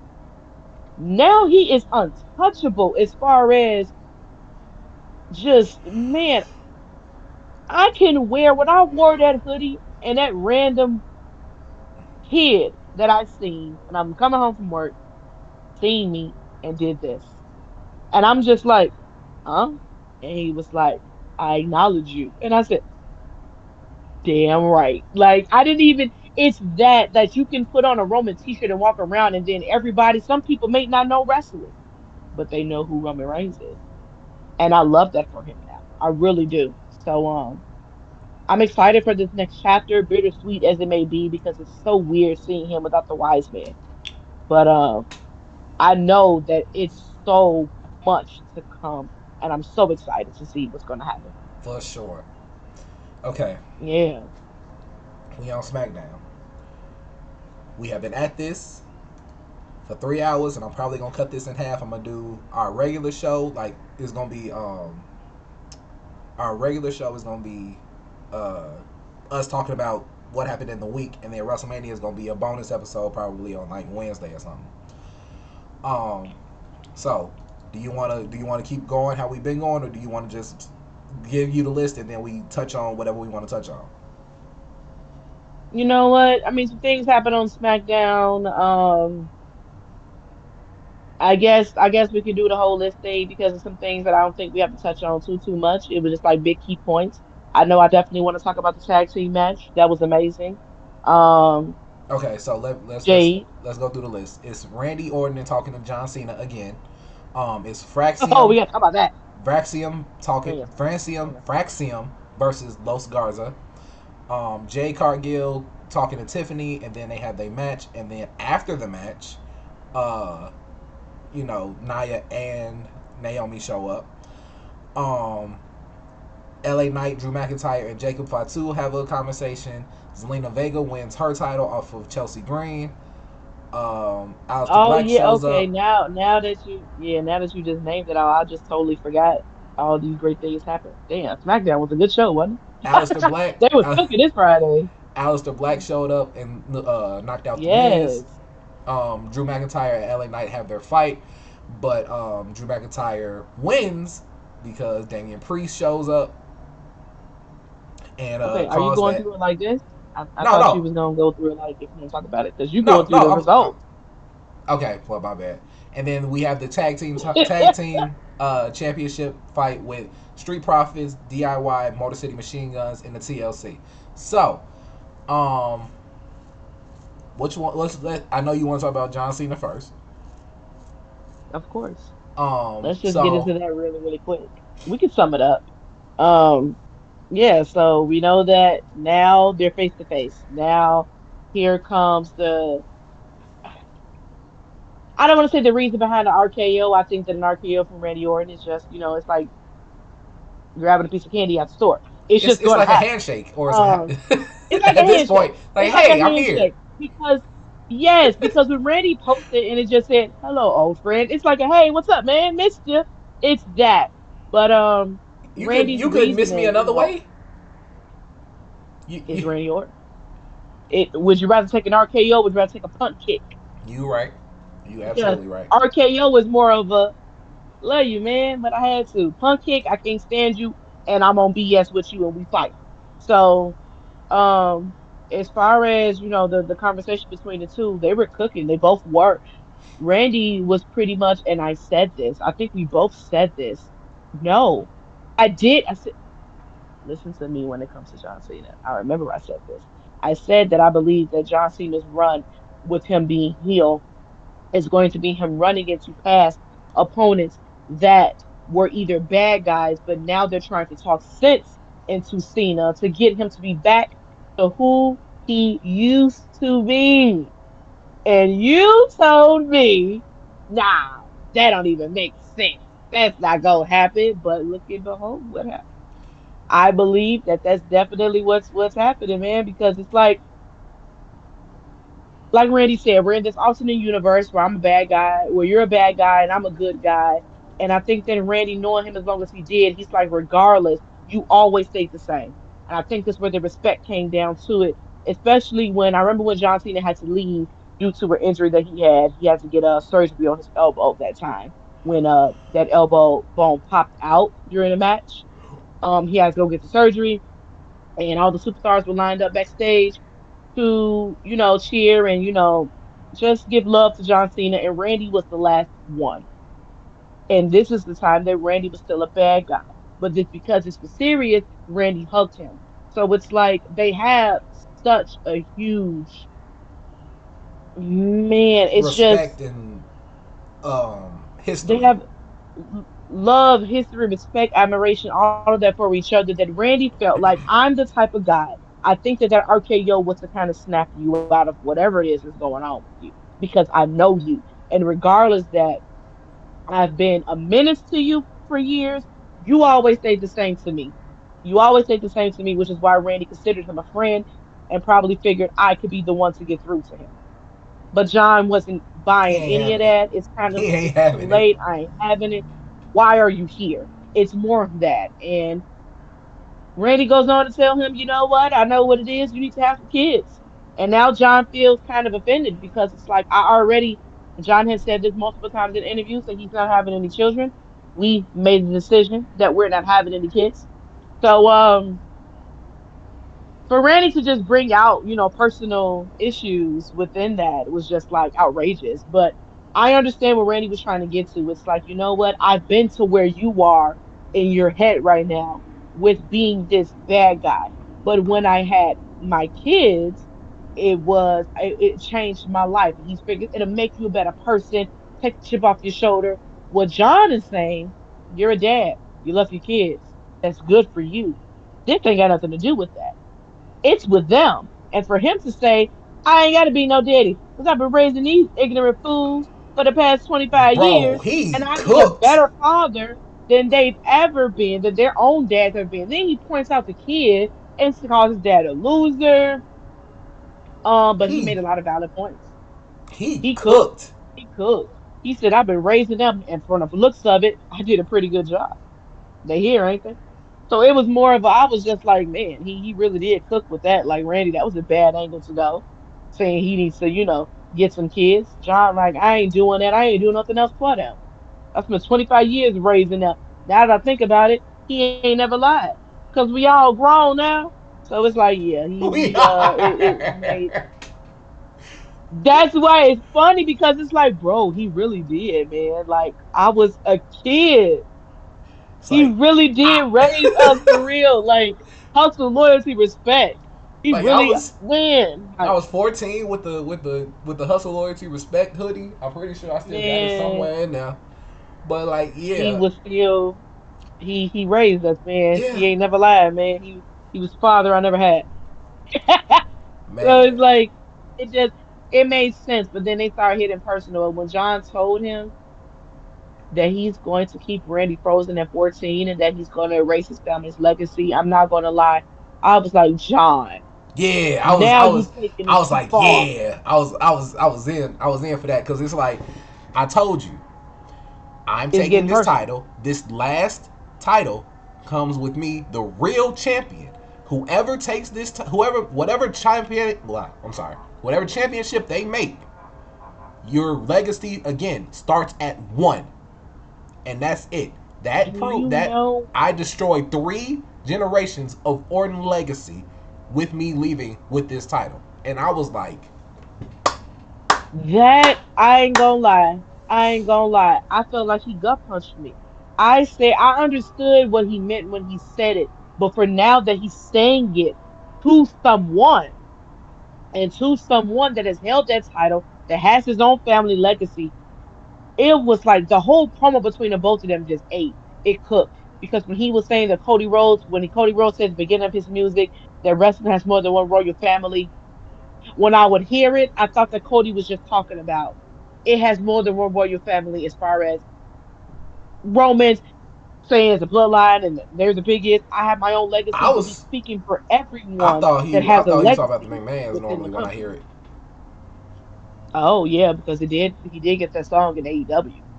So I again I thought that he was still referring to more than one royal family. I'm a part of that. My family is also royalty. Not thinking of wow, he's speaking about other families as well. I mean, Randy Orton is a perfect example of that as well. So he's a third generation superstar. Um, so it definitely had a lot of personal had a lot of personal bits to it. And I have to go back to what John even said on Raw when he did the countdown. He said he had 37 dates. He didn't say matches. He said appearances, meaning I ain't gotta fight. I just gotta show up like this. And then I'm just like, well, it was at 27. Now we're down to 26. He's right. I ain't gotta fight. That's why it's gonna be easy for him to just take it home. I just gotta show up. Yeah, you can RKO me, y'all can do whatever, but I ain't gotta fight no match and put the title on the line if I don't want to. I'm gonna keep it. So this is amazing to see. I love it. I'm intrigued. I'm at the edge of my seat. I don't know which way I want to go because I love John always and forever. But then again, I want Randy to get 15. But it's just like I just want to see what's going to happen in the next, appearances they have with each other because they have such a huge history with each other that they have to hit personal. I mean, John gonna have to address. They have to address the past. They got to address the past. John, you got to bring up the fact that he put his hands on your daddy. He broke into your father's house. Come on, man. He did all this stuff. He put his hands on your dad for crying out loud. Like, it's been so much with them. Like, the man he tried to unalive you, John. I'll never forget when he was on stage and Randy was over there, ball Randy, hitting all the pyros. He tried to set John on fire. You think John forgot about that, Randy? And You know he you gonna bring talking it about up. You know he gonna bring it up. He you has gonna to. say that after all we I can't believe Randy gonna fix his mouth to say, how dare you say that to me after all we've been through. Randy, were you there? Do Randy, you you remember? Are the voices not are they speaking to lying to you you? correctly? Are they telling you stories? Did you forget what That's you did that's to what I me? really want to say. But that's what's crazy is that people tend to forget, and this is why John Cena can do no wrong because he's justified in everything he's saying with the fans and with Randy. People like to forget. You want to come out here and talk about I need some kids like you wasn't torturing my daddy, like you wasn't out here torturing me and acting a dang fool, handcuffing me to the ring post and hitting me with a kendo stick over and over again, like you wasn't a psychopath drooling at the mouth like you were my biggest opponent, my biggest rival. Like, so you forgot all of the stuff that you did, and Now that now you got because you're a kids. dad now that you got kids, all is forgiven. Just like John said. Now that the fans want to say we're sorry and y'all show up and cheer for me, I'm supposed to forgive y'all. So I know that you're rocking with Randy, but I'm always seeing John, F the fans, and F Randy Orton because y'all got him messed up. Even though I love you, Randy, I really do, but it's just the principle of it. Like this is going to be one of the best. Oh my gosh. And I really hope that it just doesn't stop at Backlash. I No, hope that it honestly, doesn't stop at it should Backlash. It continue on. gotta keep going. It gotta keep going because this is just too huge. And the fact that it's happening in Randy's hometown is crazy. Another thing that I like to say that is posted on our page. I told somebody this last night. I said my partner and I is on our I think it's on our Instagram or no, it's on our TikTok. We posted it back in March. A possible Randy and John fight at Backlash. When we predicted that John was going to win the title, we was like, okay, this is what we posted it. So I'm like, hey, we already called this match. We've been called it. So now that it's happening, it's like, hey man, WWE, I'm not going to keep telling y'all again. Send them contracts over here. Yeah, go ahead, because yeah, Go ahead. for multiple Cause right, positions. Um, y'all, so yeah, after trust me. that, I don't really care to talk about the Fraxium debut, other than the fact that they have clearly moved up to the main roster, which is great because they dropped the titles to Hank and Tank at Stand and Deliver, and it was bound to Yeah, happen. So Mm. it's It cool was bound that to happen. they Good match. Good match that they had great. on Friday though. That was a good match. Yeah. Um, Yeah, for sure. but then after that, I want to talk about Tiffany Stratton versus Jade Cargill because I felt that it was necessarily too early. Because why are you feeding Jade to Tiffany? Because we know she's not getting What? that title off of her. Um, I mean, but the match wasn't for the title though. I know, but whenever somebody comes up to challenge the champion for it, I'm thinking in terms of like this is where it's going to backlash. That's what I was thinking. Um, I didn't think of it like that. I think I thought of it as more of a, you know what, Tippy, you out here or you talking mess, we'll put you on notice to let you know that it's other superstars that can easily take it. Like it ain't no you talk about Tippy time and yeah, you beat Charlotte, congratulations. But Charlotte ain't me. It was more so let me put you on notice to let you know that you have other people back here that's ready and willing. So I think it was I'm gonna put you on that. I know you've been watching me. Now I'm gonna let you feel what so I bring to the table. So that was a good so match though. They did their yeah, thing. yeah, great match. Like we said, Jade Yeah. has leaps and bounds better than when she started. Mhm. Mhm. Um, and And sadly, then there was an interference. sadly, there was interference. Naomi showed up and started beating on Jade for no reason Did you because see that how Naomi slid in the ring? First of all, I had to go back and watch it 10 times. The girl is so athletic that when she slid in, she didn't crawl in. She literally hopped up on her knees and slid in. I'm like, she's too athletic for me. Like, she's amazing. Man, I was like, whoa. But yeah, and then there then was got the a beating wonderful on her. return. And after that, Tiffany thought I guess she was safe, and she wasn't Ah, because she's back. my WWE crush that reigns over all the other ones that I have showed up. Nia Yes, Jax showed up and whooped Tiffany's little ass, Nia Jax is back, baby. and she needs to go Oh, ahead she is back. and take her title back, even though we know that that's probably not going to happen. Sadly But enough, we need to see Naya without old girl because she don't need her. Candice The LeRae, little no. pixie, Candice LeRae, she don't need her. That's why I always liked Naya. I felt like Tiffy got the push too early. Like Tiffy wasn't a good guy. I don't know why they tried to paint her as that. They put her with Trish and try to make it seem like she was a good guy. First of all, Trish left here and wasn't a good guy. Trish was a bad guy.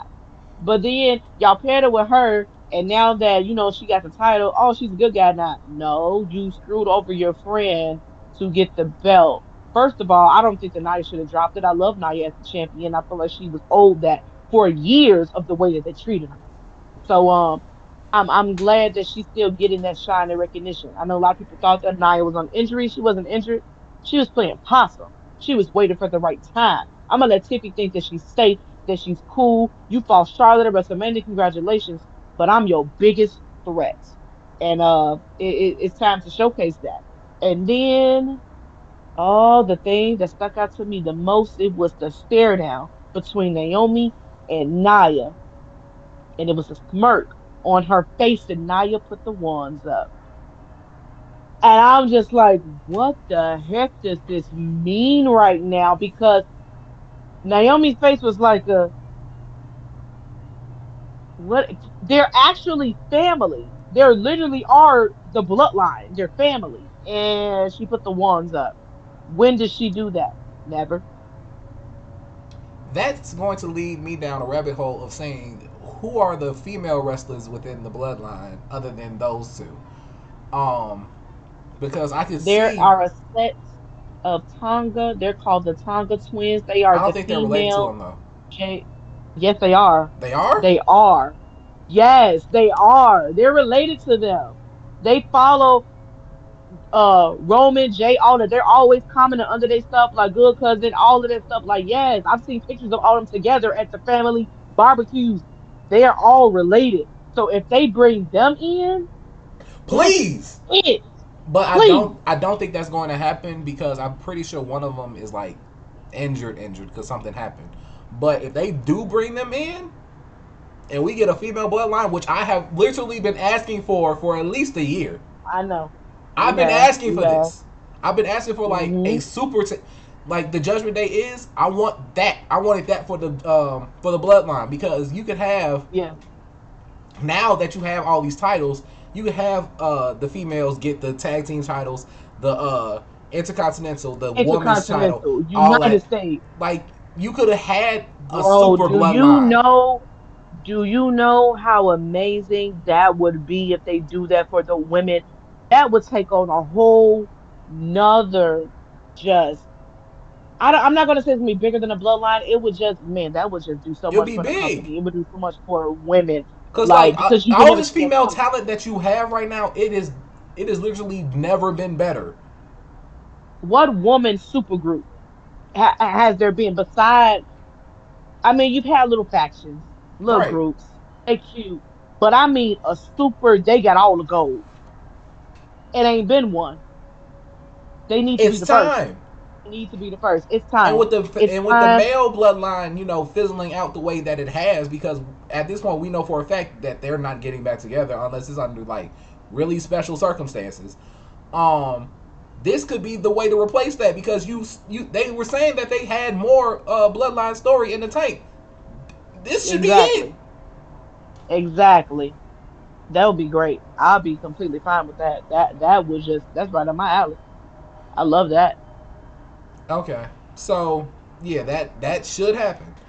Um, then we get LA Knight and Drew McIntyre having a promo saying that they want to enter the race for the United States Championship.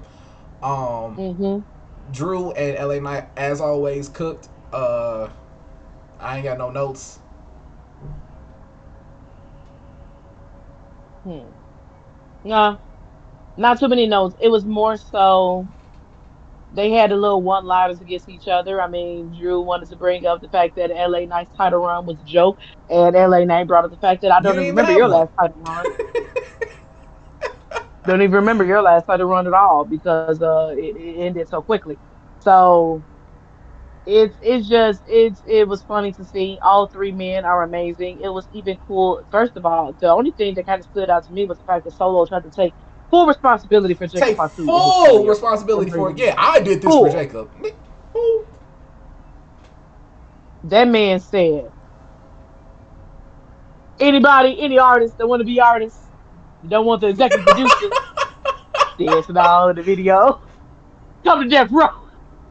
and, He would have shook Knight. He and, would have shook Knight for sure. and Jacob I'm snatched that. responsible for all of this. And Jacob snatched the microphone. Don't get it twisted.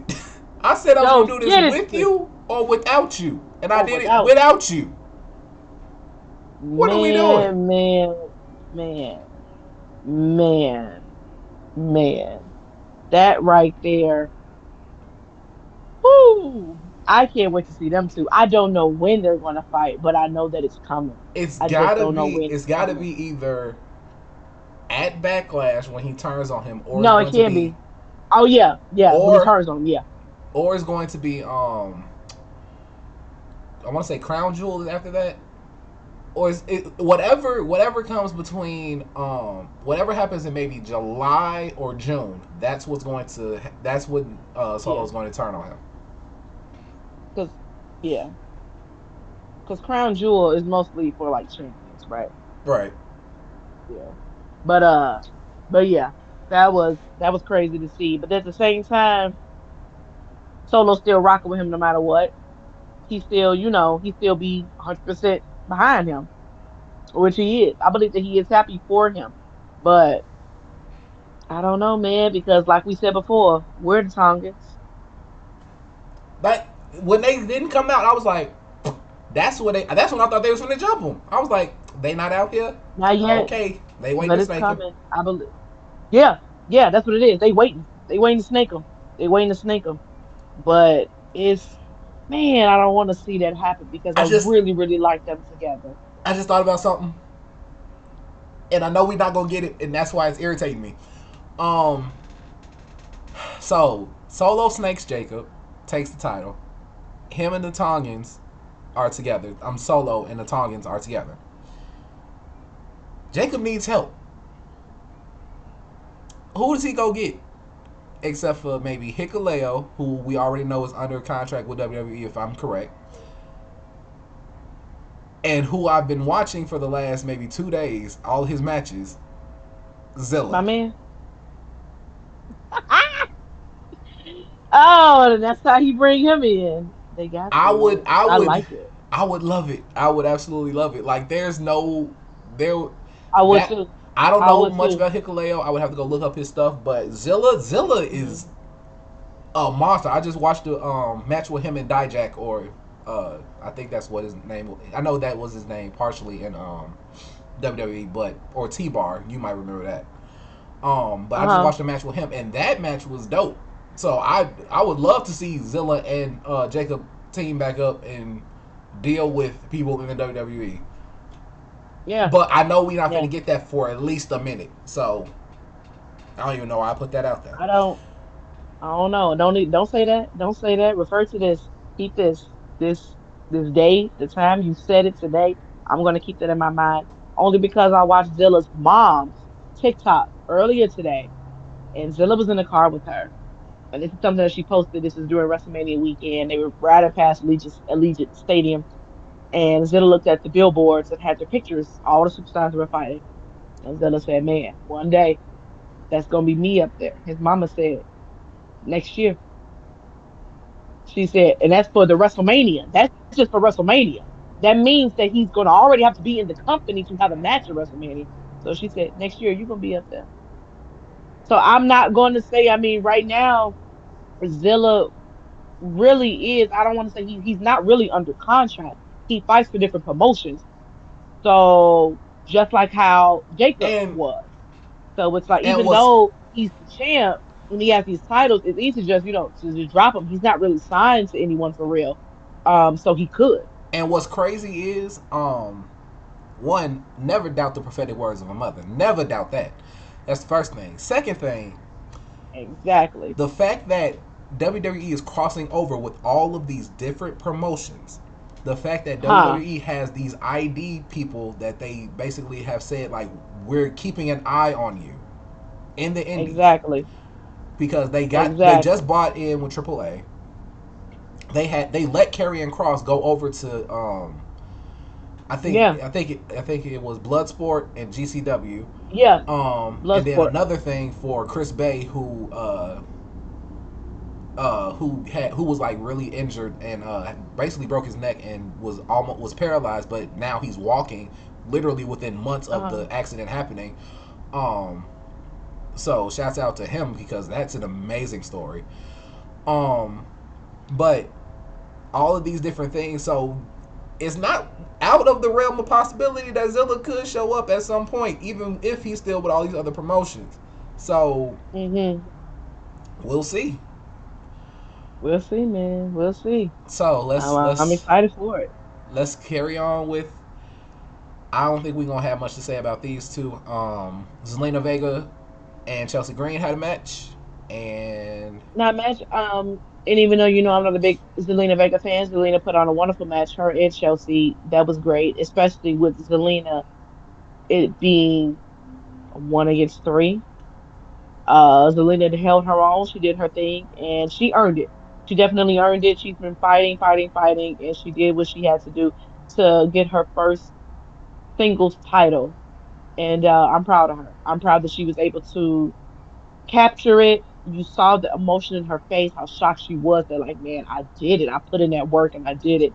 And to be able to do it with your husband behind you, amazing. because her I husband love came that. out immediately after that and kicked the Miz's head off, and First, talk I about aura. I don't even know this man. I don't even know this yes man. And then when he yes came out, I got chills and I said, I need to know this man because his look is different. His aura, the man it's said nothing, but everybody knew who everything he was. And it's eerie everything and about him is menacing. like And occultish, and he had like that's what drew me. Like he has the punkish type look, the gothic type look, and it was like that's what drew yeah, me into him when he was NXT champion. Um, yeah, complete aura when he shows up. And then his finisher, Yes. that kick is his finisher. He hits that at any time. It's like the RKO. It is the craziest, like most simplest move, but is the most fire thing ever. Like the sweet chin music. Yeah. You don't know when it's coming, but then that kick just come out of nowhere and you out. Yep. So I was And then he thrilled. just, it's like he did it and faded back into the life. And I'm like, I need to know more about this guy. I need Yep. to know more about this guy. I just Yep. could not stop staring at him. Like, I instantly went to Instagram, follow. I need to know about him. I need to know about him. And the fact that I did not know that was Zelina Vega's husband. I didn't. And okay, Selena, I like it. Good looking guy. So after that, we had Drew McIntyre and LA Knight having their number one contenders match. That got thrown out, but in favor of Drew McIntyre because Damian Priest again showed up. I'm sorry. I'm sorry. I'm not gonna lie. I know I'm always giving you flack about Damien, but I'm just gonna keep it 100. What the heck was you doing, Damien? What the hell was you doing in this? I really wanted to see who was going to be able to be Jacob's opponent, and Damien came out. Damien, you lost. You You lost, lost. like You Jimmy lost. said. You It you wasn't. lost. Yes, it wasn't even Drew cheated. There were no rules. It was He a whooped street your fight. ass. You lost. He whooped your ass. You lost fair and square. Let it go. For you to attack Drew again is wild. Now it's like, okay, Damien, now I'm starting to think that you got an obsession with Drew. Because what is this? He beat you. And he said that that chapter, doop, I did what I did, is put away. I'm focused on the future, and he wanted to face Jacob. I'm willing to pay my dues. This is okay. This is what I could say that I do respect about Drew McIntyre. Drew McIntyre is not afraid to pay his dues to get. He does not want a handout. He does not try to take out the easy way. He doesn't mind going through who he needs to go through to get to the title spot. So it's like he's cool with having a number one contenders match. He's cool with, oh, I have to have a battle royal. I have to do this. He's fine with that. But it's like, Damien, what the hell, man? What are you doing here? Go away. He blew me in that match because that was such a good match. It was such a good match. And I'm just like, man, they just, Jacob and Solo just waiting just to see, who he gonna face. And See, you just jump up in see, it. see So how you see, now see how you Jacob seeing like, that. See how you are getting converted and you understanding what I'm saying to begin with. Go I mind do. your I do. business. Please go mind your business because you had no intention of being here. Now you really see, Damien, I've been rocking with you. And I've been trying to give you the benefit of the doubt, like, no, money in the bank, anybody could have cashed in. Okay, all right. CM Punk came out, refereed. It wasn't Damien's fault. He just, he's in the match. What he supposed to do?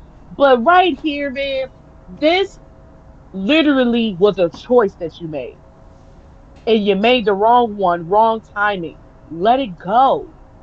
Now they finna have, and I tell you right now, if they make this a fatal four way for the freaking United States title, You I'm know gonna they lose my are. mind. I'm gonna be You know so. they are. Don't do that. Don't do that. I'm tired of the fatal four ways. They did it with Braun Breaker. Okay, Braun lost. Dom, you earned it. Cool, but don't do that to Jacob because he earned his title. He earned his title. He deserves to go 1-on-1 with whoever is the number one contender. Don't be Damien didn't earn nothing. Damien didn't earn a damn thing. Only person that's really owed anything is LA Knight because it's in the contract that he gets his rematch. But even LA Knight did not bitch and complain that Drew wanted to be next in line. He like, cool, I'll fight you to become number one contender. I'm not even gonna be mad at the fact that even though I'm really am owed a rematch, I'm not gonna bitch and complain about it. I'm a man. I'll bite the bullet. I'll face you. Better man gonna win. And then here you come. You ain't got nothing to do with this. Absolutely nothing to do with this. And that's why it happened the way it happened. That's why Jacob had to go off the hinges. Look at what you made him do. Yep. Jacob was in his regular clothes, his regular gear, ready to just celebrate and just be cool that night. And y'all just ruined a great match. What Damien did. Stupid self. Oh man. So, with that being the case, let's get to the main event that should have literally been in the place of Logan Paul and AJ Styles. To be The completely tag honest, that could have team. been in the place. No, AJ Styles, Logan Paul could have stayed. That could have been the place of freaking Becky. Sorry, they That could have took too. that because But I could have went without that. we had a TLC match that should have been at WrestleMania with the Street Profits, DIY, and who? Motor City Machine Guns. Motor City Machine Guns. Um, Phenomenal match. Hella spots. Was funny. Because Tez literally hit somebody with a prosthetic leg. Didn't I didn't initially know what it was until he threw it back to the guy. Uh, Dude, when I seen it and I see the man said, "Take my leg." I'm sorry. It's not supposed to be funny, but he said it. Take my leg, and then he took it. You know what it reminded me of? Remember we play wrestling games and you could take some people in the crowd. This is like during like Nintendo 64, probably early PlayStation 2 day, and you could take it and hit your opponent. Man, that's what it gave me. I said, this is hilarious. Talk about this is why WWE and wrestling itself is just one of the greatest sports in the world because it's so much fan interaction. That man gave you his prosthetic leg and you took it. You took it. That's a viral moment. That man is gonna remember that for the rest of his life. At this point, give me a prosthetic leg. yes, Cut my leg off. Cut my leg off. I don't even want my leg no more. amazing. So there was that. Because that was, man. There was Johnny Gargano hitting the spinning They flatliner off of the ladder. It was uh Tez putting it was them going Tommaso through a through the table. ladder on the table. What in the it was so many spots. It was so much going on that you and then it was commercial free, Commercial for which made it better. They did that. They knew. you They know that should knew. have been on They WrestleMania. knew. You knew it. They You knew. know it's supposed to be on They knew, WrestleMania. but you know what? But you know what? I believe that all three of them, they put all of them on notice. Like y'all got us messed up. Y'all said commercial Y'all free. played Y'all giving us. us this whole hour. Oh, okay, cool. We finna cook. We finna cook and we finna show y'all that next year don't play with us. Put us on that card because they did what was supposed to be done. I mean, that match stood toe to toe with the very first TLC match between Edge and Christian the Dudleys and the Hardys, neck and neck, neck and neck, because that was amazing. I did not think that they would be able to pull off what they pulled off, even though I know And you all never three, do because groups initially when are something great amazing. happens, you But never think that it's going to be surpassed or at least measured up to. This measured up to it. yeah, yeah, it measured up. It measured up 100%, 100%. They did that. There was nothing about that match when I said, this shouldn't have happened. It was damn. It was so many of those moments And that and I'm just like, let's when Dawkins speared him through a table. off the ladder into a table. It's like they took. That's why I said I don't know. It might have surpassed the Attitude Era because that was a Edge Jeff Hardy moment. But I'm gonna take it to another level and I'm gonna put him through a table. I know that Edge speared Jeff from hanging from the belts. Dawkins did it and put that man through a table. So now it's like I like that. Like use old stuff, but turn it up to 100, and they did that. Even when Montez got stuck inside of the rope, inside of And the I ladder, thought it was gonna be, that I thought it was over. I thought it that was gonna kick, end bad. that kick, I thought it was going to end bad when they kicked him. He First of all, it was the fact that the man hopped onto the ladder like a spider monkey. And then he's on the outside of the ladder while those two are on the On the no. inside of the ladder, climbing up, using it to climb up while they're on the outside of it fighting. I have never seen nothing like that in my life. This is why you let Street Profits keep them titles. But then once they drop them, Please. let Montez have a shot at the world championship Yeah. and give Dawkins Yeah. at least a chance at the United States championship. Because Yes, Tez they has been deserve it. They both proved it. crazy potential. Yes, for sure. I mean, within that group with the Street Profits, I'm not gonna lie, I've always been Team Ted at the very beginning, and I always thought Dawkins had to, kind of catch up. Dawkins proved y'all not gonna try to put me on the back burner. We a group and we both badasses. So y'all put y'all on notice to stop playing. When they won that match and they went into the crowd and Dawkins was like we the greatest, you damn right. Y'all proved it tonight because y'all went against two great teams in DIY Motor City Machine Guns. They put on one of the most spectacular TLC matches I have ever witnessed. Man, being there would have just put the icing on the cake, but that match had my entire attention. Like, man, I have all I could clap it up for them because, man, even backstage, DIY was caught.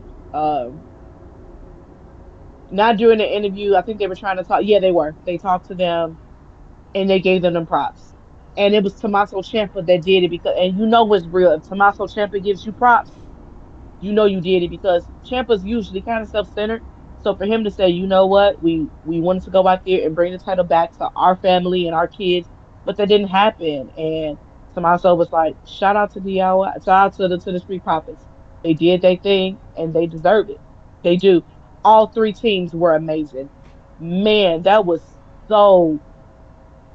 Whew, man, they gotta have a part two, I mean, it didn't make me and they like need to be. it didn't make me like Gargano anymore, but everybody did their thing. I got to give them that. Everybody did their thing. Everybody did their thing. I mean, I just really started getting into DIY as a group. I wasn't really a big fan, especially after Johnny turned on Motor City Machine Guns. But I respect all three. But I have grown a higher respect for all three of them because that took athleticism, that took skill, mindset, ring work, spot man, awareness, all of that to trust each other with each other's bodies. Like you going through ladders. Like what amazing. Amazing.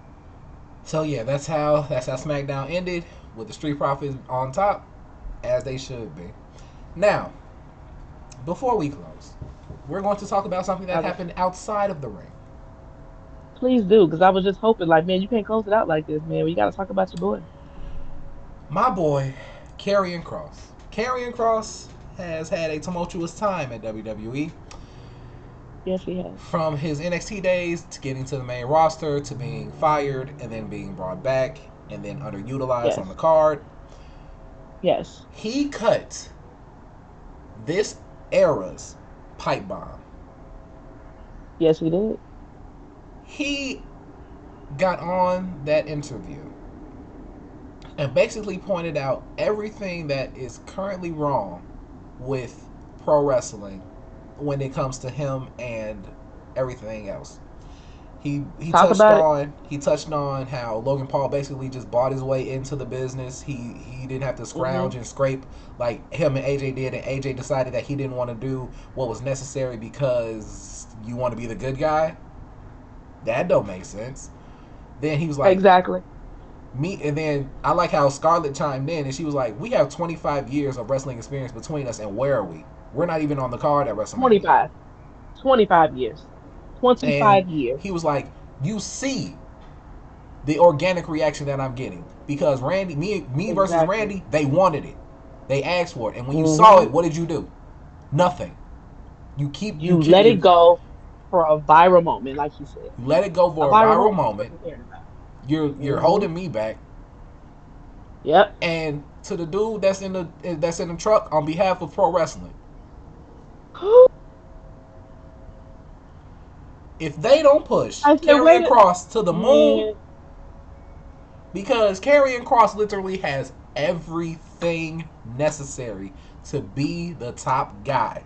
He has the build that everybody wants the champion to have.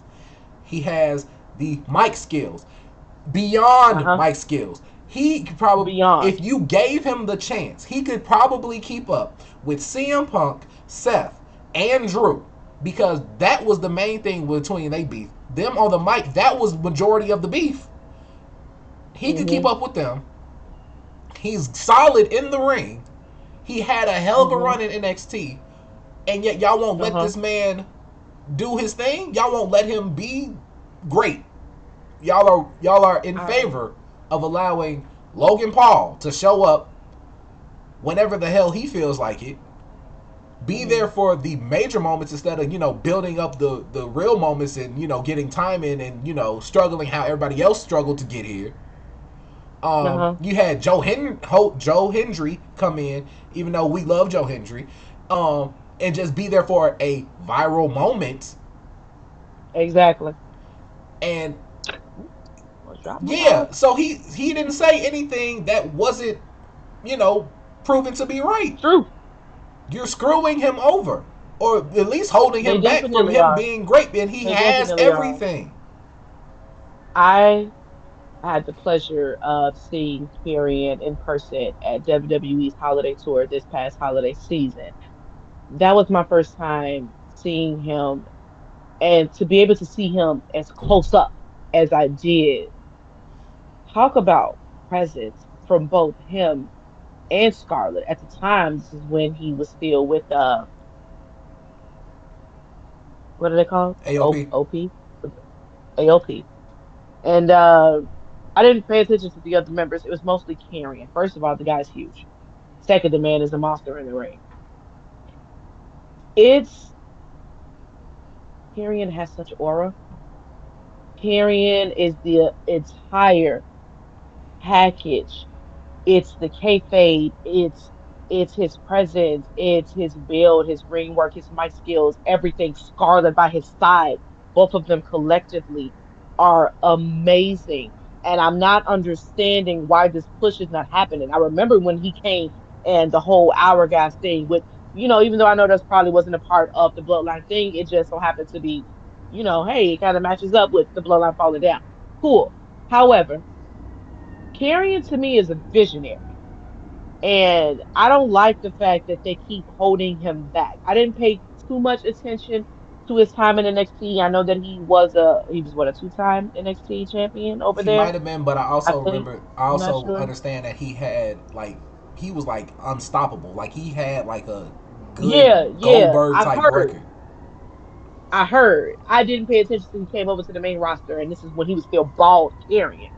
Um, but I thought it was something really, really interesting about him. And I'm not gonna lie, in the beginning, I was trying to compare him to other superstars, but then I had to realize that Karrion is his own person. He's himself. There is no comparing him to anyone, and I don't want to compare him to anyone. The more I paid attention to him, listened to his promo work, saw his in-ring skills, the match that he had, and I believe that was what AJ was amazing, amazing. I have never, out of all the matches that Karrion had, I've caught in it. Maybe, went to the kitchen, came back, and my phone looking. I was so glued to that match. And after seeing that match, I was just like, you know what? Stop playing with him. Stop playing with him and put him in the title picture. He needs it. We need it as the WWE universe. That's what needs to happen. Stop holding him back. And then I figured, okay, is he doing this whole? First of all, let's talk about the pop that he gave on was that SmackDown when he showed up and he was talking backstage with him. The pop, the crowd went nuts when he showed up on screen. Like, what more do you want? Is this a slow build that you guys are doing? Do you have a bigger picture that we're not seeing? Because what I'm seeing is you're holding him back. I'm tired of it. Tyrion needs to be seen every week, every week, especially in the ring. That the blood sport match, come on, stop. This man is a real fighter. This man is a real fighter. This Yes, man is a real fighter. Like, yes. he needs to be in the ring. And it's kind of like, to be completely honest, I don't want to say, it's like, why are you holding him back? He could be a beast. He's a Unless monster. unless you're literally doing this as a storyline that You're holding That's what him I'm back. saying. Is it a bigger picture? But Is it a if bigger you're picture that not, we're and not seeing? you're just ignoring him and the fact that he has all of this going for him, like, are you Tyrion, stupid? Are you Tony? say it. Say it. Nope. Are you Tony Khan? Because that's what it's given. Because that's what it's given. To be honest, it's also it feel like it's giving Eric Bischoff at the end of the WCW era. Stop holding back superstars that are these huge superstars that you should be showcasing and carrying as one. And they better get on board before they lose him and he goes somewhere else, him and Scarlett, because they have so much to offer. I just don't understand it at all. I'm sorry, but that last match that I seen him in, it was so amazing. And I have never been more of a Karrion Cross fan than I am right now. Killer Cross, please stop playing with that man. That promo that he cut was so personal and it just made so much sense. And it was more so like him saying, I have been standing on the sidelines being a good soldier, as he said Goldberg told him to be a good soldier, and they got me fired. Then they bring me back, and then they put me with this group, which in retrospect, I didn't need them. They needed me.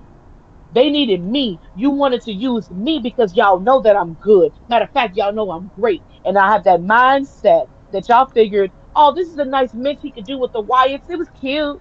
It was cool for that little bit. But even in that little bit, he still showed y'all range. And now that he's away, y'all were doing the whole John O'Hare thing where he's seeing the bigger picture, trying to get to Sami Zayn, get to AJ Styles, doing the mirror and thing. He was wearing his hair just like them, and that was And nice. And I was like, okay, they and cooking even with with him that, now.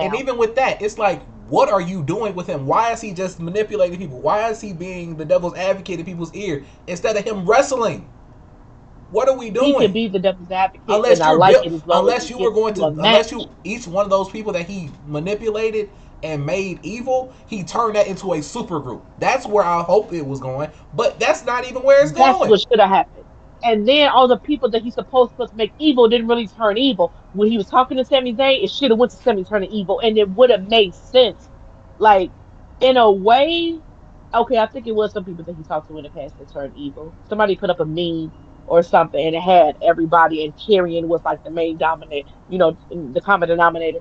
And it's just okay, cool. But right now, Tyrion mentioned in that promo that they asked, some ideas. Give us some ideas. He give it to them. No, that's too gray. We're gonna get into this guy. We don't need gray, just some good ones.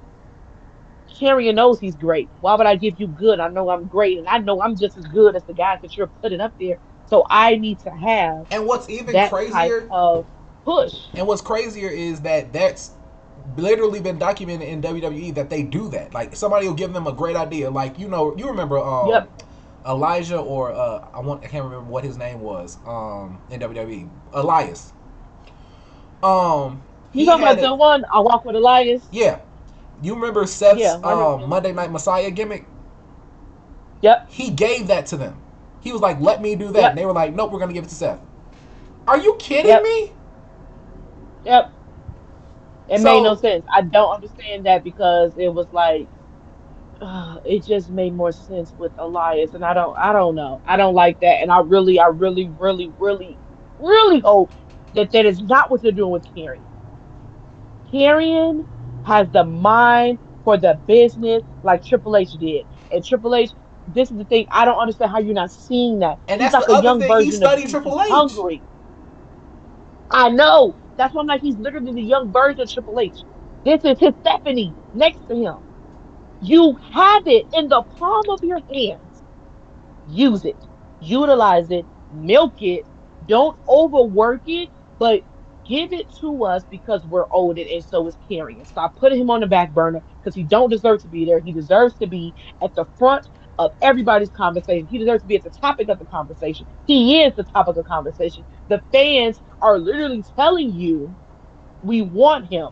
It was somebody had a sign that said give Carrion his push, and they're right about that. I need to see more.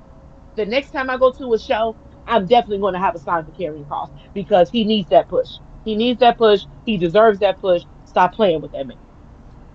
So, man, with that being said, give Karrion Cross that push. WWE, you were Yes. doing your thing with WrestleMania, and you cooked this week with all the shows. but give Carrier Yep. that push. Yes. That's So, the two main things I say they missed. The tag match that happened with Montez, DIY, and the Mr. Motor City Machine Guns and carrying cross. That was the two things that y'all just neglected. Don't do that again. Don't do that again. and with that being said, I have been Oz the Alchemist. And it's your girl Lola Love. Follow us on all the things. LCW Pod on Instagram. Lights Camera Action, Lights Camera Wrestling on everything else. Uh, and we'll see y'all next time.